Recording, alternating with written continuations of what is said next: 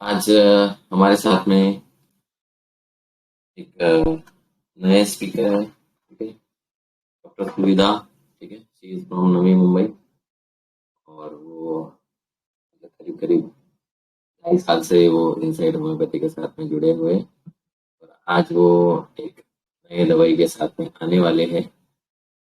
वो I invite doctor सुविधा। सुविधा, क्या आप हो? Yes sir. तो इको हो रहा है क्या सर? नहीं नहीं, आपकी आवाज ठीक है, तो कोई दिक्कत नहीं, इश्यूज नहीं है, ठीक है। तो डॉक्टर सुविधा जो है उनका एनर्जी और स्पीड जो है वो काफी ज्यादा है, इसीलिए आप सब लोगों को उनको पकड़ना पड़ेगा।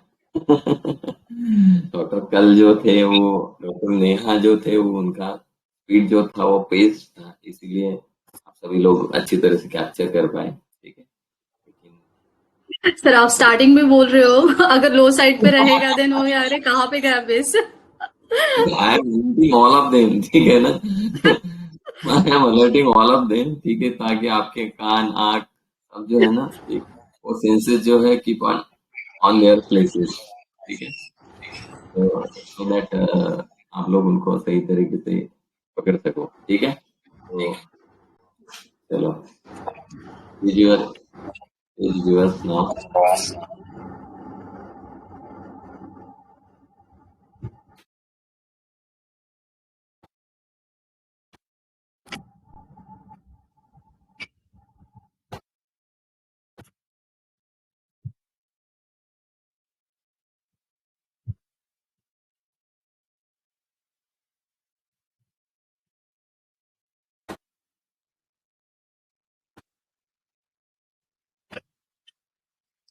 शेयर स्क्रीन दिख रही है सबको?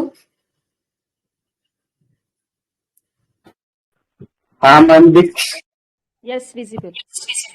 Okay, so thank you Bhagwat sir that you give कि आपने मुझे ये अपॉर्चुनिटी दी that I become a part of this remembrance series जो आपने अपने गुरु के लिए लिया, डॉक्टर मोहंती सर और राव सर के रिमेम्बर्स में। सो thank you so much sir. So we'll start with the PPT. So I welcome you all in a Inside Homeopathy in the Remembrance Week series. Gratitude to our master, Dr. Hahnemann. Gratitude to Dr. M.L. Sehgal sir. Gratitude to Dr. Gupta sir, Dr. Mohanty sir and Dr. Rao sir. Gratitude to respected Bhagwat sir. Thank you so much Bhagwat sir. And gratitude to everyone from whom I am learning every day. हर दिन जो Telegram के through हम लोग learn करते हैं ना, जिन जिन से मैंने लर्न किया है सबको मेरा ग्रेटिट्यूड शतशः नमन। Ashwini Sonawane ma'am, Liyakat sir, Manik sir, Jaiswal sir, Jani sir, बहुत लोग जिनसे मैं सीखती हूँ everyday. So thank you so much. So हम लोग आज एक रेमेडी देखेंगे। ये ऐसी रेमेडी है जो कोविड सिचुएशन में या पेंडेमिक आके गया है वहां पे काफी अच्छी तरीके से यूज की गई है।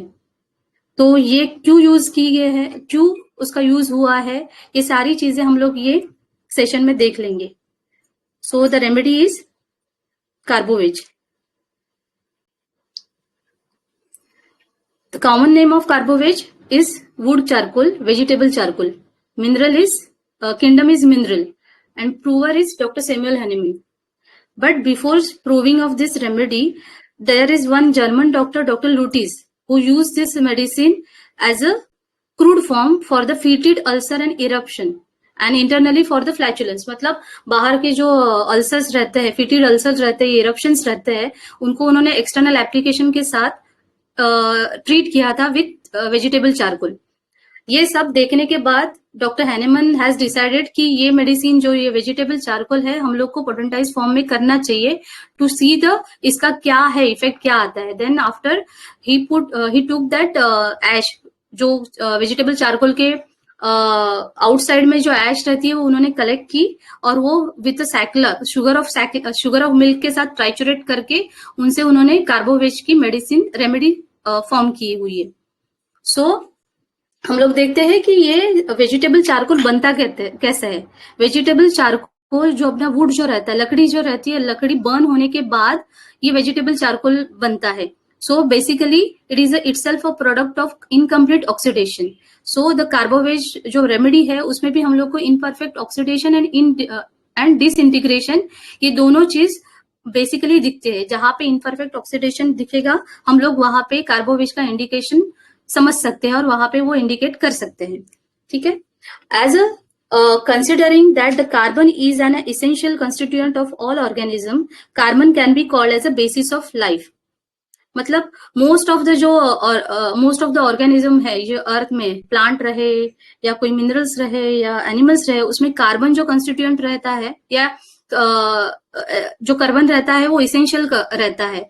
दैट्स वाई ओनली ये कार्बोवेज में जो एक प्रॉपर्टी रहती है, लाइफ सेविंग प्रॉपर्टी रहती है, मतलब जहाँ पे हाइपोवोलेमिक शॉक बनता है या सर्कुलेटरी फेलियर होता है, वहां पे हम लोग कार्बोवेज ये रेमेडी है ये दे सकते हैं और वो पेशेंट को बचा सकते हैं।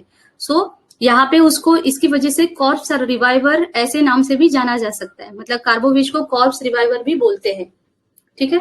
सो carbo veg is indicated in all kind and all degree of lack of reaction from mild to most serious.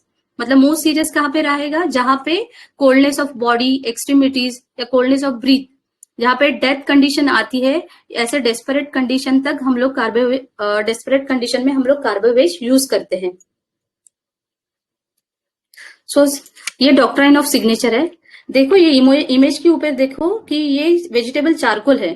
तो वेजिटेबल चारकोल आउटसाइड कैसे दिखता है, ये ब्लैक कलर का दिखता है। एक मतलब सेम एज कार्बोवेज का पेशेंट भी कैसे दिखेगा, ब्लैक रहेगा, उसके जो नेल्स रहेंगे वो साइनोस रहेंगे।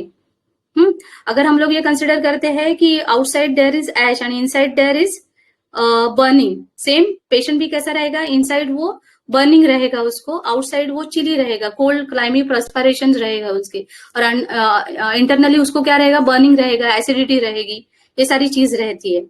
सो दूसरी चीज क्या रहेगी, जैसे ये चारकोल जो रहता है जब वो उसको फ्यूम मतलब उसको बर्न करते हैं तो उसके फ्यूम्स कैसे अपवर्ड जाते हैं, सेम एज लाइक उसके कार्बोवेज जो पेशेंट रहता है अगर उसको एसिडिटी होती है, जो फ्लैचुलेंस फॉर्म होता है, उसकी मतलब same gas accumulated in the upper side of the abdomen. मतलब carbo veg is a remedy for the flatulence in upper abdomen and the lycopodium is a remedy which shows the flatulence in the या gases और abdominal distension at a lower abdomen. Lower side पे जो distension रहता है उसके लिए lycopodium best remedy है, और अपर साइड पे जो डिस्टेंशन रहता है उसके लिए carbo veg is a good remedy.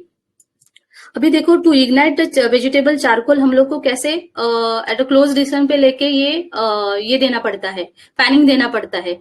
हाँ, सेम एज कार्बोवेज के जो पेशेंट रहते हैं उनको भी फैनिंग फ्रॉम क्लोज डिस्टेंस से लगता है। तो हम लोग ये कंपेयर करके डॉक्ट्राइन ऑफ सिग्नेचर एक हम लोग उसके सोच सकते हैं कि हम लोग को इजी जाएगा ये सोच के।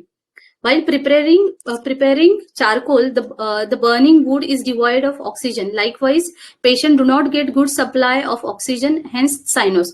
मतलब ये कार्बोवेज जो रेमेडी है हम लोग उसी जगह पे यूज कर सकते हैं जहां पे इनसफिशिएंट ऑक्सीजन रहेगा, उस जगह पे ये कार्बोवेज जो रेमेडी है वो ज्यादा इंडिकेटेड रहती है।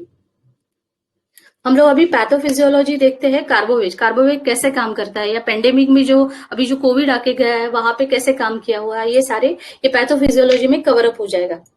ये carbo veg is a inert substance, the keynote of drug is inertia and sluggishness. मतलब ये कार्बोवेज में मेन क्या रहेगा, एज अ क्या मेन इंपॉर्टेंट रहेगा, इनर्शिया, स्लगिशनेस सब जगह पे दिखेगा। Sluggishness in circulation, sluggishness in GI system, blood vessels में रहेंगे, इवन उसके जो एक्शंस रहेंगे वो भी स्लगिश रहेंगे। अभी इसका रीजन क्या है वो हम लोग आगे देखते हैं। फर्स्ट देखते हैं sluggish reaction. One of the finest indication of carboage is the patient come and report that he has never been well since an attack of some infectious disease. For example, got asthma from the attack of measles or whooping cough or some acute infection or IUD of fetus. मतलब क्या है, ये patient आके क्या बोलते हैं कि मुझे 2-3 साल पहले मुझे वूफिंग कप आके गया या मीजल आके गया या कोई टाइफॉइड आके गया, वो तो रिकवर हो गया, पर उसके बाद से मुझे ये छोटी छोटी चीजें ना चालू हो गई है, मुझे मेरा GI डिस्टर्ब होने लगा, मुझे कॉन्स्टिपेशन बैठने लगा. मतलब जब पेशेंट आके आपको बोलता है कि ये पर्टिकुलर डिसीज होने के बाद मुझे ठीक नहीं लग रहा, I am never been well since that infectious disease और या दैट ग्रेव डिसीज, हम लोग वहां पे कार्बोवेज सोच सकते हैं. अभी होता क्या है, जब ये एक्यूट जो भी डिसीज उसको आके चला जाता है, तो आफ्टर रिकवरी द पेशेंट का जो डिफेंस सिस्टम जो रहता है वो क्या करता है, इज मूव टू द साइकोसिस to slow down his whole organism, so that उसकी जो मतलब उसकी वजह से क्या होता है, उसके जो भी सिस्टम रहती है वो स्लगिश हो जाती है. बिकॉज ऑफ वॉट की बिकॉज जो एक्यूट इन्फेक्शन जो रहती है, एक्यूट इन्फेक्शन की वजह से वहां पे कैसे इन्फ्लेमेशन होता है, सो वहां पे क्या आ जाएंगे, इन्फ्लेमेशन आने की वजह से वहां पे इन्फ्लेमेटरी सेल्स आ जाएंगे, साइटोकाइंस आता है. बट रिकवरी होने के बाद भी वो इन्फ्लेमेटरी सेल एंड साइटोकाइंस का जो इफेक्ट रहता है वो बॉडी में रह जाता है. अभी वो लोग क्या करते हैं, वो इन्फ्लेमेटरी सेल्स एंड साइटोकाइन वो इलास्टिन प्रोडक्शन जो रहता है बॉडी में वो हैम्पर कर देते हैं. अभी ये इलास्टिन क्या करता है, बॉडी में क्या करता है, वो इलास्टिन यूजुअली कहाँ पे अवेलेबल रहता है, स्किन में अवेलेबल रहता है, हार्ट मसल्स में रहता है, टिश्यूज में रहता है, टेंडन में रहता है. अगर ये इलास्टिन जो रहता है अगर कम होता है तो वो मसल्स का इलास्टिसिटी एंड फ्लेक्सिबिलिटी ये दोनों कम हो जाएंगे. अगर ये दोनों भी कम हो जाएंगे तो जो ऑर्गन का जो स्ट्रेच करने का जो फंक्शन रहता है या कॉन्ट्रैक्शन रिलैक्सेशन जो रहता है ना, जो फ्लेक्सिबिलिटी रहती है वो कम हो जाएगी. हाँ, which result in the laxness, slowness and the less elasticity of the muscles. तो अल्टीमेटली क्या हो जाएगा, अगर मसल्स, टेंडन और ब्लड वेसल्स का अगर काम ही कम हो जाएगा तो definitely there is a slowness of circulatory system. मतलब सर्कुलेटरी जो सिस्टम पूरा रहेगा वो ही स्लोनेस मतलब स्लगिश हो जाएगा. एंड आगे का जो हम लोग का जो आगे का जो उसका स्टेज रहेगा वो स्टैसिस में कन्वर्ट हो जाएगा. ठीक है, तो ये है स्लगिश रिएक्शन. हम लोग आगे देखते हैं स्टैसिस. अभी ये स्टैसिस हम लोग को कहाँ पे दिखाई देता है. फर्स्ट हम लोग देखेंगे कि स्लगिशनेस इन द सर्कुलेशन. अभी इसमें क्या बताया है कि जब हम लोग बेसिकली ये कार्बोवेज क्या रहता है, it is a medicine for the loss of vital fluid. जब वहां जहाँ पे सीवियर कॉलरा रहता है या सीवियर ब्लड लॉस रहता है, severe vomiting, dehydration, severe vomiting, loose motion की वजह से डिहाइड्रेशन जो रहता है, ये जो कंडीशन रहती है ना जहाँ पे ब्लड लॉस होता है, वहां पे हम लोग को ये कंडीशन दिखती है. कैसे दिखती है, because of this loss of blood, because of this blood loss या loss of vital fluid, the adequate blood circulation to the distant part is hampered. वो उतना जितना होना चाहिए उतना होता नहीं है. तो इसकी वजह से जो पेरिफेरल परफ्यूजन रहेगा वो हम लोग को कम रहेगा वहां पे. और वहां पे पेरिफेरल परफ्यूजन अगर कम रहेगा, जो ऑक्सीजन नीडेड रहेगा, तो वो हम लोग को वहां पे जो पेरीफेरी में ऑक्सीजन रहना चाहिए वहां पे उतना मिलता नहीं है. तो ultimately patient is suffer from the excessive tiredness, weakness and profuse perspiration. ठीक है, तो इसकी वजह से हम लोग को सर्कुलेटरी फेलियर जो रहता है, जो हाइपोवोलेमिक शॉक, उसमें हम लोग को क्यों ऐसे दिखाई देता है कि पूरे बॉडी के ऊपर हम लोग को स्वेटिंग बहुत ज्यादा दिखाई देती है और एक्सेसिव टायर्डनेस एंड वीकनेस वहां पे दिखाई देता है. ठीक है, ये हो गया है स्लगिश, मतलब सर्कुलेशन आपका स्लगिश हो गया है, मतलब धीरे धीरे काम कर रहे हैं. ठीक है, अभी सेकंड देख लेते हैं स्टैसिस इन रेस्पिरेटरी सिस्टम. अभी ये कार्बोवेज क्या रहता है, carbo veg is a medicine for the incomplete oxidation. अभी ये इनकम्प्लीट ऑक्सीडेशन लंग्स में कब क्यों होगा, क्योंकि जब lungs is suffer from some complaint like pneumonia, emphysema, lung fibrosis. इसकी वजह से क्या होगा, वो गैस एक्सचेंज जो होने वाला रहता है एट द एंड, बोलते हैं ना एंड पार्ट ऑफ लंग्स, जहाँ पे एल्वियोलाई रहता है वहां पे गैस एक्सचेंज होता है ना, वहां पे ही वो अगर निमोनिया की वजह से, एम्फाइमा की वजह से अगर वो गैस एक्सचेंज इंटरफेयर हो जाता है, प्रॉपर काम नहीं होता है वहां पे, तो उसकी वजह से क्या होगा, which leading to the hypoxaemia and then to the hypoxia मतलब क्या, पेरीफेरी में जो ब्लड जाने वाला रहेगा वहां पे ऑक्सीजन लेवल कम रहेगा, तो अल्टीमेटली वहां पे इनसफिशिएंट ऑक्सीजन चला जाएगा. So there are a need of oxygen and hence though feeling chilly and cold, they want continuous fanning. This gives the fall impression that the patient is hot and wants fanning. But ये fanning हम लोग fanning क्यों होता है इसको, ये air hunger की वजह से उसको फैनिंग लगता है। बट आउटसाइड हम लोग उसको फॉल्स परसेप्शन क्यों करते हैं कि हम लोग को लगता है पेशेंट को गर्म हो रहा है उसकी वजह से फैन चाहिए उसको, but actually it is not. मतलब जैसे सीओपीडी के पेशेंट्स रहते हैं, देखो सीओपीडी के पेशेंट्स कैसे रहते हैं, उनको एयर हंगर, वहां पे CO2 रिटेंशन ज्यादा रहता है और ऑक्सीजन लेवल कम रहता है उनका, क्योंकि लंग्स का कैपेसिटी ही कम हो जाता है। तो ऐसे पेशेंट कैसे रहते हैं, बैठ के खुद को हवा डालते रहते हैं, उनको कवरिंग ज्यादा नहीं चलती है। तो हम लोग को कैसा लगता है इट इज बिकॉज ऑफ उनको गर्म ज्यादा हो रहा है, but actually it is not, उनको गर्म नहीं लगता है, वो एयर हंगर की वजह से वो सारी चीजें होती रहती है उनके साथ, वैसा उनका अडेप्टेशन हो जाता है। ठीक है। थर्ड हम लोग देखते हैं कि स्टैसिस, गैस्ट्रो इंटेस्टाइनल सिस्टम में स्टैसिस कैसे हो जाता है। हाँ, तो गैस्ट्रो इंटेस्टाइनल दो, मतलब वहां पे मोस्टली क्या रहता है, स्टमक एंड इंटेस्टाइन रहता है। तो अगर स्टमक का जो म्यूकस मेम्ब्रेन रहते हैं या ग्लैंड्स रहते हैं, अगर वो स्लगिश हो जाएंगे तो डेफिनेटली वहां पे एसिड सिक्रीशन कम हो जाएगा, which leads to the sluggish digestion. अगर डाइजेशन अगर प्रॉपर नहीं रहेगा तो पेशेंट को हैवीनेस स्टमक रहेगा, एब्डोमेन ब्लॉटेड रहेगा। So, because of this inactive stomach and the sluggish digestion, which allow the organic fermentation leading to a formation of gas. So, the carbovage patient, there is a distension of abdomen, upper abdomen, which is relieved by the eructation. मतलब ये patients क्या करेंगे, continuous eructation करेंगे। Continuous मतलब थोड़ा सा भी gas अगर इरेक्टेशन के साथ बाहर आता है तो उनको थोड़ा सा बेटर फील होता है। ठीक है।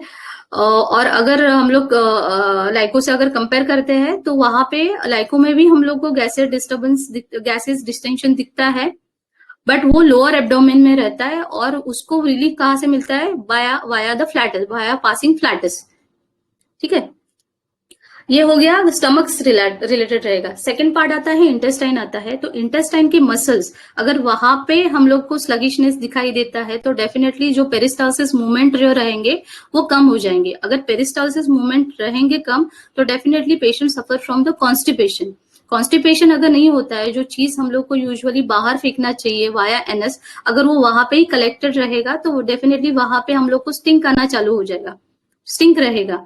तो बिकॉज ऑफ ये सारे पैथोलॉजी की वजह से क्या होता है, कार्बोवेज के पेशेंट में हम लोग को offensive breath, offensive eructation and offensive flatus दिखाई देता है। मतलब they are suffering from offensive breath, offensive eructation and offensive flatus, क्योंकि वहां पे जो एक्सीटा रहेगा या फूड रहेगा वो वहां पे ही रहता है और वो फर्मेंट होना चालू हो जाता है, स्टिंक आना चालू हो जाता है वहां पे। थर्ड हम लोग फोर्थ देखेंगे ब्लड वेसल्स एंड कार्डियोवेस्कुलर मस्कुलरेचर। अभी ये कार्डियो, हार्ट जो हार्ट अपना रहता है, हार्ट में जो मसल्स रहते हैं वो भी इलास्टिन जो रहता है, इलास्टिन उसमें रहता है। अगर वो इलास्टिन जो रहेगा अगर वो कम रहेगा तो हार्ट मसल्स का भी फ्लेक्सिबिलिटी कम रहेगा, उसका जो कॉन्ट्रैक्शन फंक्शन रहेगा वो भी कम हो जाएगा। इसकी वजह से वहां पे क्या हो जाएगा, वहां पे left ventricular failure, heart failure हम लोग को दिखाई देगा। Left ventricular failure where their heart is failed to pump blood, अगर वो प्रॉपरली ब्लड पंप नहीं करेंगे उसका बैक प्रेशर कहाँ पे आ जाएगा, राइट एट्रियम, लेफ्ट एट्रियम में आएगा और उसका बैक प्रेशर पल्मोनरी में जाएगा, वहां पे पल्मोनरी एडिमा फॉर्म हो जाएगा, पल्मोनरी कंजेशन हो जाएगा। उसका कंजेशन कहाँ पे जाएगा, राइट हार्ट फेलियर में, राइट एट्री हार्ट में आ जाएगा और उसका जाएगा superior vena cava, inferior vena cava के थ्रू अपना पेरीफेरी में चला जाएगा। मतलब वेनस कंजेशन, वहां पे सिस्टमिक वेनस कंजेशन हम लोग को दिखाई देगा। और यहाँ पे हम लोग को फिर वेनस कंजेशन हम लोग को दिखाई देता है तो हम लोग को आता है वहां पे वेनस एनगॉर्जमेंट हो जाता है, मतलब लोअर लिम्ब पे स्वेलिंग आता है, वहां पे लेग पेन होना चालू हो जाता है, इवन वो स्किन जो रहता है उसका कलर चेंज होता है। वेरिकोज अल्सर हम लोग को दिखाई देते हैं, अगर वेरिकोज वेन दिखाई देते हैं, अगर वेरिकोज वेन वो बस्ट आउट हो जाएगी तो वहां पे हम लोग को वेरिकोज अल्सर, मतलब अल्सर भी दिखाई देते हैं। तो ये है पैथोलॉजी ऑफ द कार्बोवेज। अगर यहाँ पे हम लोग को अगर ये पैथोलॉजी दिखती है तो हम लोग सोच सकते हैं कि यहाँ पे कार्बोवेज का काम हो सकता है। ठीक है, अभी एक केस देख लेते हैं जो डॉक्टर शंकरन सर ने दी हुई है। तो एक बार क्या हुआ था कि उनके अर्ली डेज ऑफ प्रैक्टिस में उनको एक विजिट कॉल आया था, तो वो विजिट कॉल करने के लिए गए। तो वहां पे क्या हुआ, उनको एक पेशेंट दिखा था कि वो कम्प्लीटली कोमेटो स्टेज में है, कम्प्लीटली डिहाइड्रेटेड स्टेज में है, और हिस्ट्री पूछने पर पता चला कि उसको 48 आवर्स से, मतलब 2 दिन से उसको कंटिन्यूस लूज मोशन हो रहा है और वॉमिटिंग हो रही है। मतलब ऑलमोस्ट वो कोलैप्स स्टेट में था, उसका पल्स भी प्रॉपरली फील नहीं हो रहा था।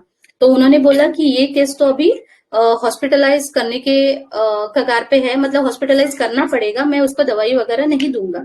तो रिलेटिव ने क्या बोला उनको कि एटलीस्ट एम्बुलेंस आने तक आप मुझे मेडिसिन दे दीजिए, हम लोग तब तक तो एटलीस्ट मेडिसिन दे दीजिए। तो उनका सुन के उन्होंने कार्बोवेज, उसका सारा प्रेजेंटेशन देके कार्बोवेज 30 दिया और वो वाटर डोज में लेने के लिए बोल दिया। और वो तो उसी दिन शाम को उसके रिलेटिव वापस सर के पास आ गए और उनको रिपोर्ट किया कि आप जाने के बाद हम लोगों ने एम्बुलेंस को बुलाया, बट एम्बुलेंस आने के लिए हाफ एन आवर लगा। तो हम लोगों ने वो हाफ एन आवर में हम लोगों ने वो मेडिसिन दे दिया, बट जब तक एम्बुलेंस नहीं आती है तब तक पेशेंट थोड़ा कॉन्शियस हो गया और उसने पानी पीने के लिए भी मांगा, तो हम लोगों ने पानी दिया, तो उसने रिटेन भी किया। तब तक एम्बुलेंस आ गई थी, तो एम्बुलेंस वाले ने देख के उनको बता दिया कि अभी उसने रिटेन किया है तो हम लोग वेट कर सकते हैं। तो उन्होंने उस दिन के लिए वेट किया। तो अभी हम लोगों ने शाम तक वेट किया और हम वापस आपके पास उसका रिपोर्ट देने के लिए आए। तो सर ने ये सब देख के सर ने वापस सेकेंड डोज ऑफ कार्बोवेज उनको दिया। ठीक है, तो वो देने के बाद सेकेंड डे रिलेटिव वापस से उनको रिपोर्ट देने लेके आए कि ये अभी पेशेंट एकदम ठीक है, उसको कोई प्रॉब्लम नहीं है, मेडिसिन देने के बाद उसको ना लूज मोशन हुआ है ना वॉमिटिंग हुआ है। तो यहाँ पे सर तो एकदम सरप्राइज हो गए कि कार्बोवेज ने काफी अच्छे तरीके से काम किया है, इतना कैसे काम कर दिया है कि कोलैप्स स्टेट है, इतना हॉस्पिटलाइज स्टेज है, उसमें पेशेंट ठीक हो गया है, तो मैं जाके उसको देख लेता हूँ करके। बट जैसे ही उन्होंने वैसा बोला कि मैं जाके देखता हूँ, आता हूँ मैं आपके साथ, तो फिर रिलेटिव ने बोला कि सर आपको वैसे भी वो दिखा है, मतलब मिलेंगे नहीं, क्योंकि वो पेशेंट अपने काम के लिए भी गया है, मतलब विदिन 24 to 48 आवर्स में वो पेशेंट ठीक भी हो गया, डिहाइड्रेशन कवर अप हो गया और वो पेशेंट अपने काम पे भी लग गया।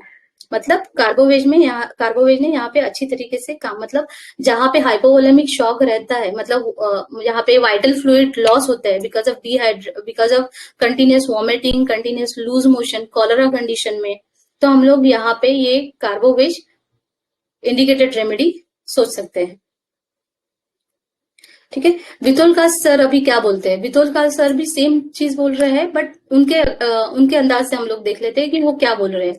कि there is a sluggishness, this sluggishness is seen in all 3 levels, physical, emotional and intellectual. तो फिजिकल हम लोगों ने देख लिया कि फिजिकल स्लगिशनेस कहाँ पे दिखा है। स्टमक में दिखा जहाँ पे हम लोग को डाइजेशन प्रॉपर नहीं है, इंटेस्टाइन में दिखा वहां पे हम लोग को कॉन्स्टिपेशन हो रहा है, रेस्पिरेटरी ट्रैक रहेगा वहां पे एयर हंगर हम लोग को दिखाई देगा, फैनिंग कंटिन्यूस रहेगी, है ना। ये सारी सर्कुलेशन अगर स्लगिश रहेगा वहां पे coldness of body and extremities रहेगी।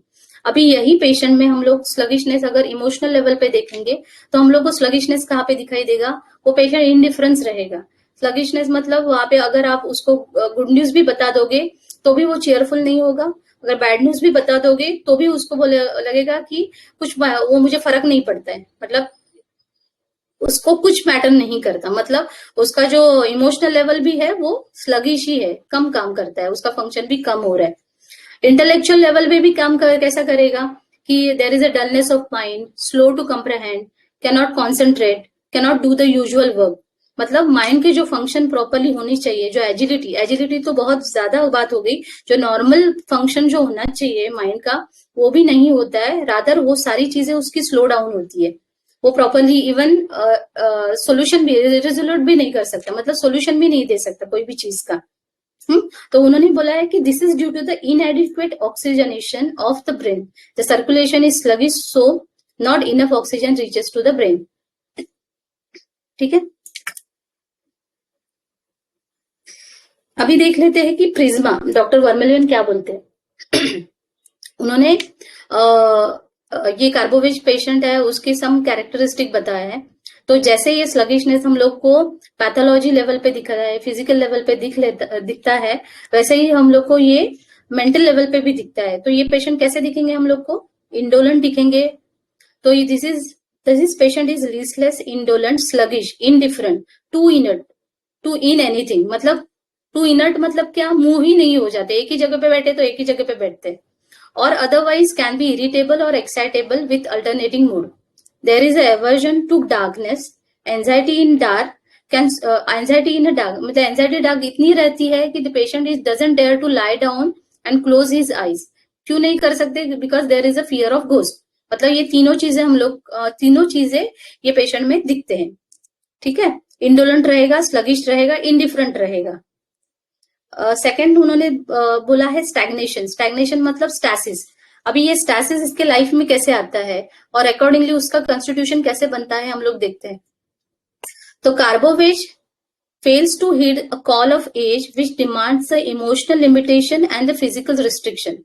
मतलब कार्बोवेज पेशेंट क्या करता है, उसके एज वाइज जो लिमिटेशंस आती है, emotional limitation and physical limitation restriction, वो उसकी तरफ ध्यान ही नहीं देता है। मतलब फॉर एग्जाम्पल कैसे रहता है, अभी मेरा एज हो गया है तो मुझे ये सारी चीजें खाना, मतलब पहले मुझे जो भी जंक फूड खाती थी ये मुझे हजम होता था, बट अभी मुझे वो डाइजेस्ट नहीं होता है, तो हम लोगों को वो कट डाउन करना चाहिए। बट कार्बोवेज पेशेंट को वो नहीं समझ में आता है, वो खाते ही चला जाता है। मतलब वो ध्यान ही नहीं देता है कि मेरे बॉडी अभी बता रही है कि मुझे वो इतना डाइजेस्ट नहीं हो रहा है, मेरी जो भी डाइजेशन पावर है उतनी नहीं है, फिर भी वो उसी तरफ ध्यान नहीं देता है। वो एक कंसेप्ट है ईड, ईगो एंड सुपर ईगो। तो ये कार्बोवेज जो पेशेंट है ना, वो ईड के पीछे ही जाता है, मतलब उसके मन में आया तो वैसे अकॉर्डिंगली ही वो करता है, ठीक है। He continue a life of complacency that is a self satisfaction especially when accompanied by the awareness of actual danger।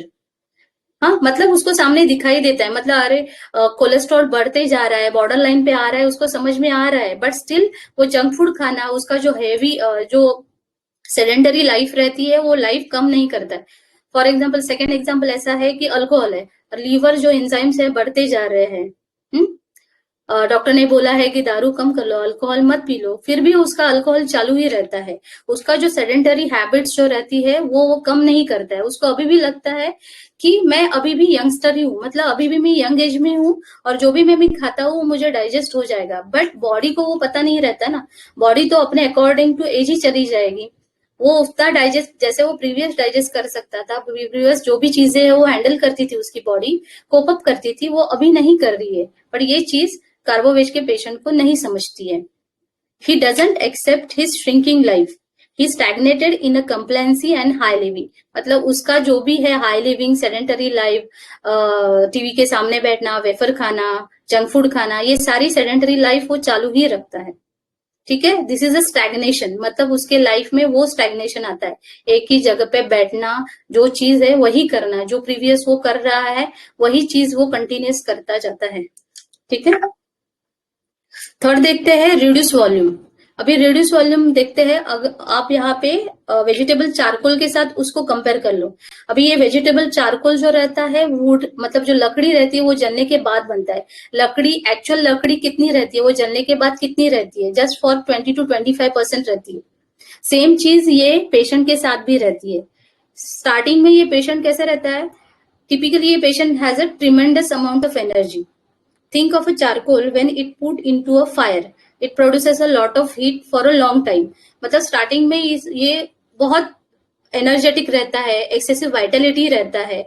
उन्होंने वहां पे एक एग्जांपल दिया है, जैसे एक बिजनेसमैन रहता है तो ओवरनाइट भी काम करता है, घर पे क्यों आता है, to have a shower and breakfast. मतलब इतना वो हार्ड वर्कर भी रहता है, मटेरियलिस्टिक रहता है, एक्स्ट्रावेगेंट रहता है, गवर्नमेंट रहता है, ठीक है। बट ये होती क्या चीज है, ये हेल्दी स्टेट में ये सारी चीजें दिखाई देती है। But once he catch the virus और struck by any diseases, after that उसका जो हेल्थ है वो डिटोरेट होना चालू हो जाता है। जैसे हम लोगों ने प्रीवियस देखा, जो पेशेंट आते हैं और बोलते हैं कि I am not well since this disease, मतलब ये डिसीज होने के बाद मैं ठीक ही नहीं हूँ। वैसे ही ये हेल्दी स्टेट में स्टार्टिंग में रहता है, सारी चीजें उसकी चालू रहती है, एनर्जी रहती है, वाइटलिटी रहती है, एक्स्ट्रावेगेंट रहता है, मटेरियलिस्टिक रहता है, गवर्नमेंट रहता है, सारी मतलब सारी लाइफ की जो चीजें है वो एंजॉय करता है। बट जब उसको कोई ग्रेव डिसीज हो जाती है, लाइक टाइफॉइड या कोई मीजल्स या कुछ भी, या रेस्पिरेटरी कंडीशन ऐसी हो जाती है, उसके बाद उसका जो हेल्थ है वो डिटोरेट होना चालू हो जाता है। सो essence of Karbovich personality is lies in a quick change between two states। In his good healthy state, he is full of strength and energy, but once he catch the virus or is struck by the disease, his health is deteriorating quickly and soon he reaches to the life threatening stage। ठीक है, that is a reduce volume. मतलब starting में वो काफी अच्छा था, energy ज्यादा थी, वाइटलिटी थी, but once he get viruses उसका सारा जो अमाउंट एनर्जी है वो सारी की सारी 20 to 25% पे आ जाती है। मतलब पहले पेशेंट बोलता रहेगा मैं पहले 15-20 रोटी खाती थी, खाता था, अभी मुझे एक भी हजम नहीं होता है। मतलब सारी की सारी चीजें जैसे फिजिकल लेवल पे होती है वैसे ही उसके मेंटल लेवल पे मतलब उसके इकोनॉमिक, मतलब वो एक्चुअल में भी कॉन्स्टिट्यूशनल उसमें यही दिखाई देता है हम लोग को। Fourth one is indifference. There is a indifference to everything, indifference to pleasure and suffering, to loved one and to duties. When he become indifferent to those around, he easily become angry and irritable. So that this patient is prone to make a harsh and cutting remark far beyond the requirement of the situation. मतलब ये patient इतना indifferent रहता है, अपने में ही रहता है। मतलब आईपीआर में जो चीजें रहती है, लवन जो रहते हैं या उसकी जो भी ड्यूटीज है, उसके लिए उसको कोई डिफरेंस नहीं रहता, मतलब उसमें कोई लेना देना नहीं है। रादर वो क्या करता है कि giving his harsh and cutting remark to the IPR, जो सिचुएशन के लिए नीडेड भी नहीं है। ठीक है, they don't even care that they hurt the other people feeling. मतलब सामने वाले का सोचना भी नहीं है, उसको क्या लगेगा क्या नहीं लगेगा वो सोचना है ही नहीं। They can tolerate only the most calm and gentle behaviour from the IPR and become infuriated with a minor disconsideration. मतलब दे इजीली ऑफेंडेड भी होते हैं। मतलब आपने भी सारे लोगों ने नोटिस किया रहेगा ना कि ये जो पेशेंट रहते हैं, इनर्ट जो रहते हैं, एक ही जगह पे रहते हैं, सेडेंटरी लाइफ जो रहते हैं, तो उनका कुछ नहीं रहता, वो इजीली एंग्री भी हो जाते हैं, इजीली इरिटेबल भी हो जाते हैं। ठीक है, to deal with this emotional flatness they may be attracted to the horror movies and books. अभी यहाँ पे एक केस देख लेते हैं, ये भी डॉक्टर शंकरन सर की ही केस है। तो वहां पे क्या होता है, उनके पास एक 7 years ओल्ड बॉय आता है जिसको फीवर, कंटिन्यूस फीवर रहता है, 102 101 ऐसे फीवर रहता है, and it is diagnosed as a malaria. तो एज अ मलेरिया तो था, तो उन्होंने स्टार्टिंग में उसको सिंकोना दे दिया, मतलब चाइना दे दिया। तो चाइना देने के बाद एज सच उसको कुछ फर्क नहीं मिला, बिकॉज उसका लुक भी कैसा था, डल लुक था। It is he put his head on table and hardly lift up, मतलब इतना वीकनेस था कि वो अगर टेबल पे उसका सर भी रखा था तो वो लिफ्ट नहीं कर पाता था। ये सारी चीजें देख के उन्होंने चाइना दे दिया, बट चाइना ने कुछ काम नहीं किया। उसके बाद उन्होंने वापस से केस टेकिंग की, तो हिस्ट्री ले लिए कि क्या हुआ। तो वहां पे पता चला कि उसको स्कूल में एक पर्टिकुलर बुक लेके जाना था, पर उसके पापा ने उसको लेके नहीं दिया था। तो उसको अभी डर लगने लगा कि अभी मैंने बुक नहीं लाया तो टीचर मुझे डांटेंगी। तो वो बाय नेचर वो फियरफुल था एंड फियर ऑफ डार्क भी था। ये सारी चीजें पकड़ के उन्होंने स्ट्रेमोनियम दे दिया, बट स्ट्रेमोनियम ने भी काम नहीं किया। इन बिटवीन पेशेंट की कंडीशन और खराब हो गई। देन उन्होंने फाइनली बच्चों को एडमिट कर दिया, बट एडमिट करने के बाद ब्लड रिपोर्ट्स किए, ब्लड रिपोर्ट्स में आया ईसर 25, WBC 29,000, ब्लड स्मेयर में मलेरिया तो पॉजिटिव था ही। हाँ, उन्होंने वापस से रीकेस्टिंग की कि क्या हुआ, एक्चुअली क्या हुआ। तो फिर बाद में पता चला कि वो बच्चों ने देखा था कि स्कूल में उसके फ्रेंड को सेम कंडीशन पे, मतलब उसने भी बुक नहीं लाया था, तो फिर टीचर ने उसको डांटा था उसके सामने।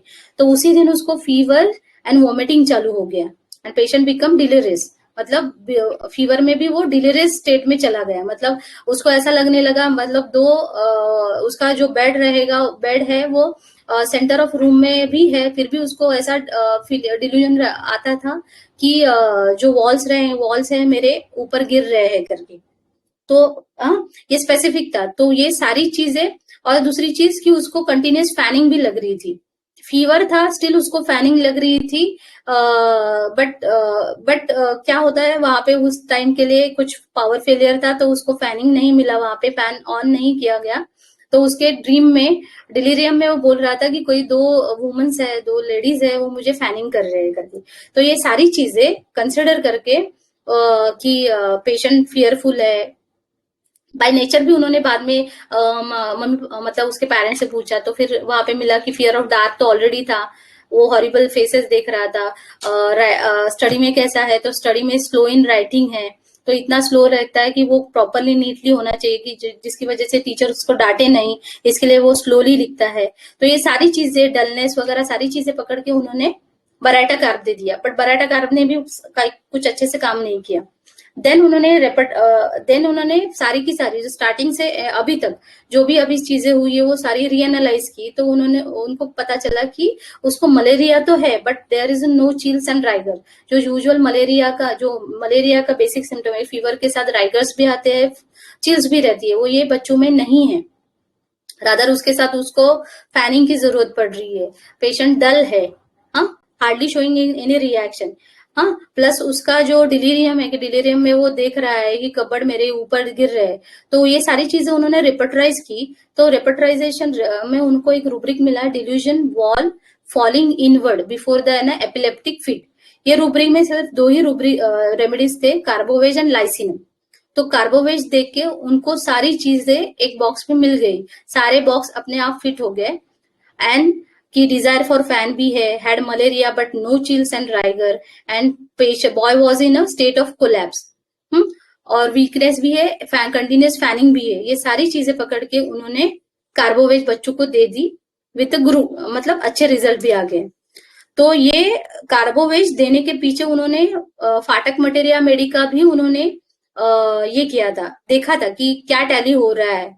तो फाटक मटेरिया मेडिका में क्या लिखा है कि the vital power become low from the loss of fluid, from grave and a serious disease और from a obstinate complication, a state of collapse in cholera, typhoid, and other grave disease when the patient is almost lifeless, cold body, cold breath, pulse imperceptible, respiration quicken, must be fanned very hard. ठीक है, patient is always weak, sick, and exhausted. School boys and girls are sluggish, slow to learn, suffer from the night terror, will not sleep alone or go to the bed in a dark, lack of reaction after some violent attack, violent shock or a violent suffering. ठीक है, अभी ये patient में कैसा हुआ था कि उसको शॉक लगा था कि बाबा टीचर ने उसको ये किया हुआ है, मेंटल शॉक बोल सकते हैं हम लोग कि टीचर ने फ्रेंड को मारा है, उसके बाद उसने उसी दिन वो फीवर लाया वॉमिटिंग लाया है, तो उसके बाद उसके बॉडी का जो रिएक्शन है वो स्लो हो गया। जो फीवर आना चाहिए मलेरिया का उसमें राइगर्स नहीं है, उसको कंटिन्यूस फैनिंग लग रही है, फियर ऑफ डार्क है, यूजुअल उसका नेचर है वो स्लगिश है, स्लो टू लर्न है, ये सारी चीजें पकड़ के उन्होंने कार्बोवेज वहां पे दिया था। वहां पे और एक चीज बताई है कि indifference to everything without pleasure और a pain, aversion to darkness, fear of ghost, sluggish, stupid and lazy, easy frighten and startle, aversion to the most digestible and best kind of a food. ठीक है, अभी तक ये case समझे आपको, ये बच्चों की केस अब तक जो बताया है? हाँ मैम, समझ में आया मुझे। ओके, हम लोग आगे जाते हैं। अभी गैलावर्डिन सर क्या बोलते हैं, ठीक है, this is a charcoal, a form of carbon produce from the plant sources, मतलब ये वेजिटेबल चारकोल से ही बनी हुई रेमेडी है ना कार्बोवेज। ये अभी वेजिटेबल चारकोल किससे बनता है? वुड से बनता है, it is a plant source. हाँ, तो प्लांट सोर्स है तो डेफिनेटली हम लोग को वहां पे कार्बन डाइऑक्साइड के बारे में सोचना ही चाहिए।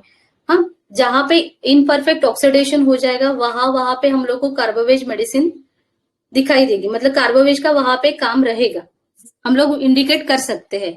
तो अभी यहाँ पे हम लोग देख लेते हैं कि गालावर्डिन सर उसके बारे में क्या बोल रहे हैं। At the moment of birth or first struggle at the cellular level involve the CO2 which must be eliminated through the breath. Child in utero receive its oxygen through the umbilical cord, and when it cut this link, oxygen supply stop where we begin to breathe. मतलब जब baby जो रहता है uterus में रहता है तो उसका जो न्यूट्रिशन रहेगा, ऑक्सीजन या न्यूट्रिशन जो भी रहेगा वो किसके थ्रू जाता है? अम्बिलिकल कॉर्ड के थ्रू जाता है। उसके लंग्स वो टाइम पे काम नहीं करते, लंग्स तभी काम करते हैं जब उसका बर्थ हो जाता है। हाँ, तो वहां पे क्या होता है, जब अम्बिलिकल कॉर्ड कट हो जाता है तो ऑक्सीजन सप्लाई भी स्टॉप होता है। अगर वहां पे बच्चों ने प्रॉपरली ब्रीथ नहीं किया तो बच्चों क्या हो जाएगा वहां पे, मतलब आइडियली वहां पे उसका CO2 ऑक्सीजन इनहेल करना चाहिए और CO2 बाहर निकलना चाहिए, तभी जाके सारी की सारी मतलब वो बेबी हेल्दी रहेगा, मतलब जो भी कंडीशन है बेबी की प्रॉपर रहेगी। अदरवाइज पेशेंट बच्चों क्या रहेगा, ब्लू हो जाएगा, ब्लू हो जाएंगे in the sense there is a difficulty in breathing रहेगा। ठीक है, और पेशेंट कहाँ पे बच्चों लैंड अप होता है? एनआईसीयू में लैंड अप होता है। If this doesn't go smoothly if we turn blue for a moment, or if we have already become acquainted with this form of intoxication during the intrauterine period, that is the mother is smoker or the living in a smoke filled environment. मतलब यहाँ पे उन्होंने क्या बोला है, अभी ये जो यूजुअली डिफिकल्टी इन ब्रीदिंग, मतलब कहाँ पे आता है, it is called as birth asphyxia. मतलब ये बर्थ एस्फेक्सिया कहाँ पे रहेगा, बिफोर बच्चों जो फीटस जो अगर बिफोर मतलब बिफोर डिलीवरी भी, बिफोर बर्थ भी रहेगा, ड्यूरिंग बर्थ भी हो सकता है, एंड आफ्टर बर्थ भी हो सकता है. तो यहाँ पे उन्होंने क्या बोला है कि अगर बच्चों यूटेरस फीटस यूटेरस में रहेगा, तो अगर मदर आपकी स्मोकर रहेगी तो डेफिनेटली उसके ही ब्लड में ऑक्सीजन लेवल उतना एडिक्वेट अमाउंट में नहीं रहेगा, तो वाया अम्बिलिकल कॉर्ड बच्चों को जो मिलने वाला जो ब्लड रहेगा वो भी उतना एफिशिएंट ऑक्सीजन वाला नहीं रहेगा. और सेकंड, अगर मदर स्मोकर नहीं रहेगी बट वो ऐसे एनवायरमेंट में रहेगी जहाँ पे स्मोक फील्ड रहेगा, तो वो कंडीशन में भी बच्चों को मिलने वाला जो ऑक्सीजन रहेगा यूटेरस में, मतलब बच्चों जो यूटेरस में रहेगा, वो बच्चों को मिलने वाला ऑक्सीजन रहेगा वो कम ऑक्सीजन वाला ही रहेगा. तो ऐसी कंडीशन में भी हम लोग ये कार्बोवेज सोच सकते हैं. ठीक है. The smokers sometimes get the benefit from the carboveg, a remedy they inhale in a massive dose with the each puff of cigarette. मतलब गैलार्डिन सर ने यहाँ पे ऐसे कहा गया है कि स्मोकर जो रहते हैं, स्मोकर बेसिकली कंटिन्यूस स्मोकिंग की वजह से क्या होता है, उनके लंग्स खराब होते हैं, वो सीओपीडी में कन्वर्ट हो जाते हैं. तो ऐसे कंडीशन में हम लोग अगर विथ ये रेमेडी कार्बोवेज उनको अगर इनहेल करने के लिए दे देंगे तो उनको थोड़ा सा बेनिफिट मिल सकता है. ठीक है, ऐसा उन्होंने बोला है. सेकेंड वन हम लोग देखते हैं कि ग्रीमर्स मटेरिया मेडिका. ये ग्रीमर्स सर क्या बोलते हैं, अभी हम लोगों ने अभी तक देखा कि ये कार्बोवेज काम कैसे करता है, मतलब उसका फिजिकल लेवल क्या है, उसका मेंटली स्लगिश, मतलब जैसे फिजिकल लेवल पे स्लगिशनेस आता है वैसे ही मेंटल लेवल पे भी स्लगिशनेस आता है और इमोशनल लेवल पे भी आता है. अगर ये सारी चीजें हम लोगों ने अच्छी तरीके से ग्रास्प, मतलब क्या है कैसे होता है, अगर प्रॉपरली हम लोगों ने ले लिया कि हाँ स्टडी कर लिया, तो हम लोग को ये सारी चीजें कार्बोवेज का काम क्या है, कार्बोवेज के स्फीयर ऑफ एक्शन क्या है, ये सारी चीजें मेमोरी में फिट करने की जरूरत नहीं रहेगी. ऐसे वो बोल रहे हैं, when we absorb the spiritual, mental and physical aspect of each remedy, that time no effort of memory is required to recall the needed remedy. मतलब इसी तरीके से हम लोग को हर रेमेडी की स्टडी करनी चाहिए.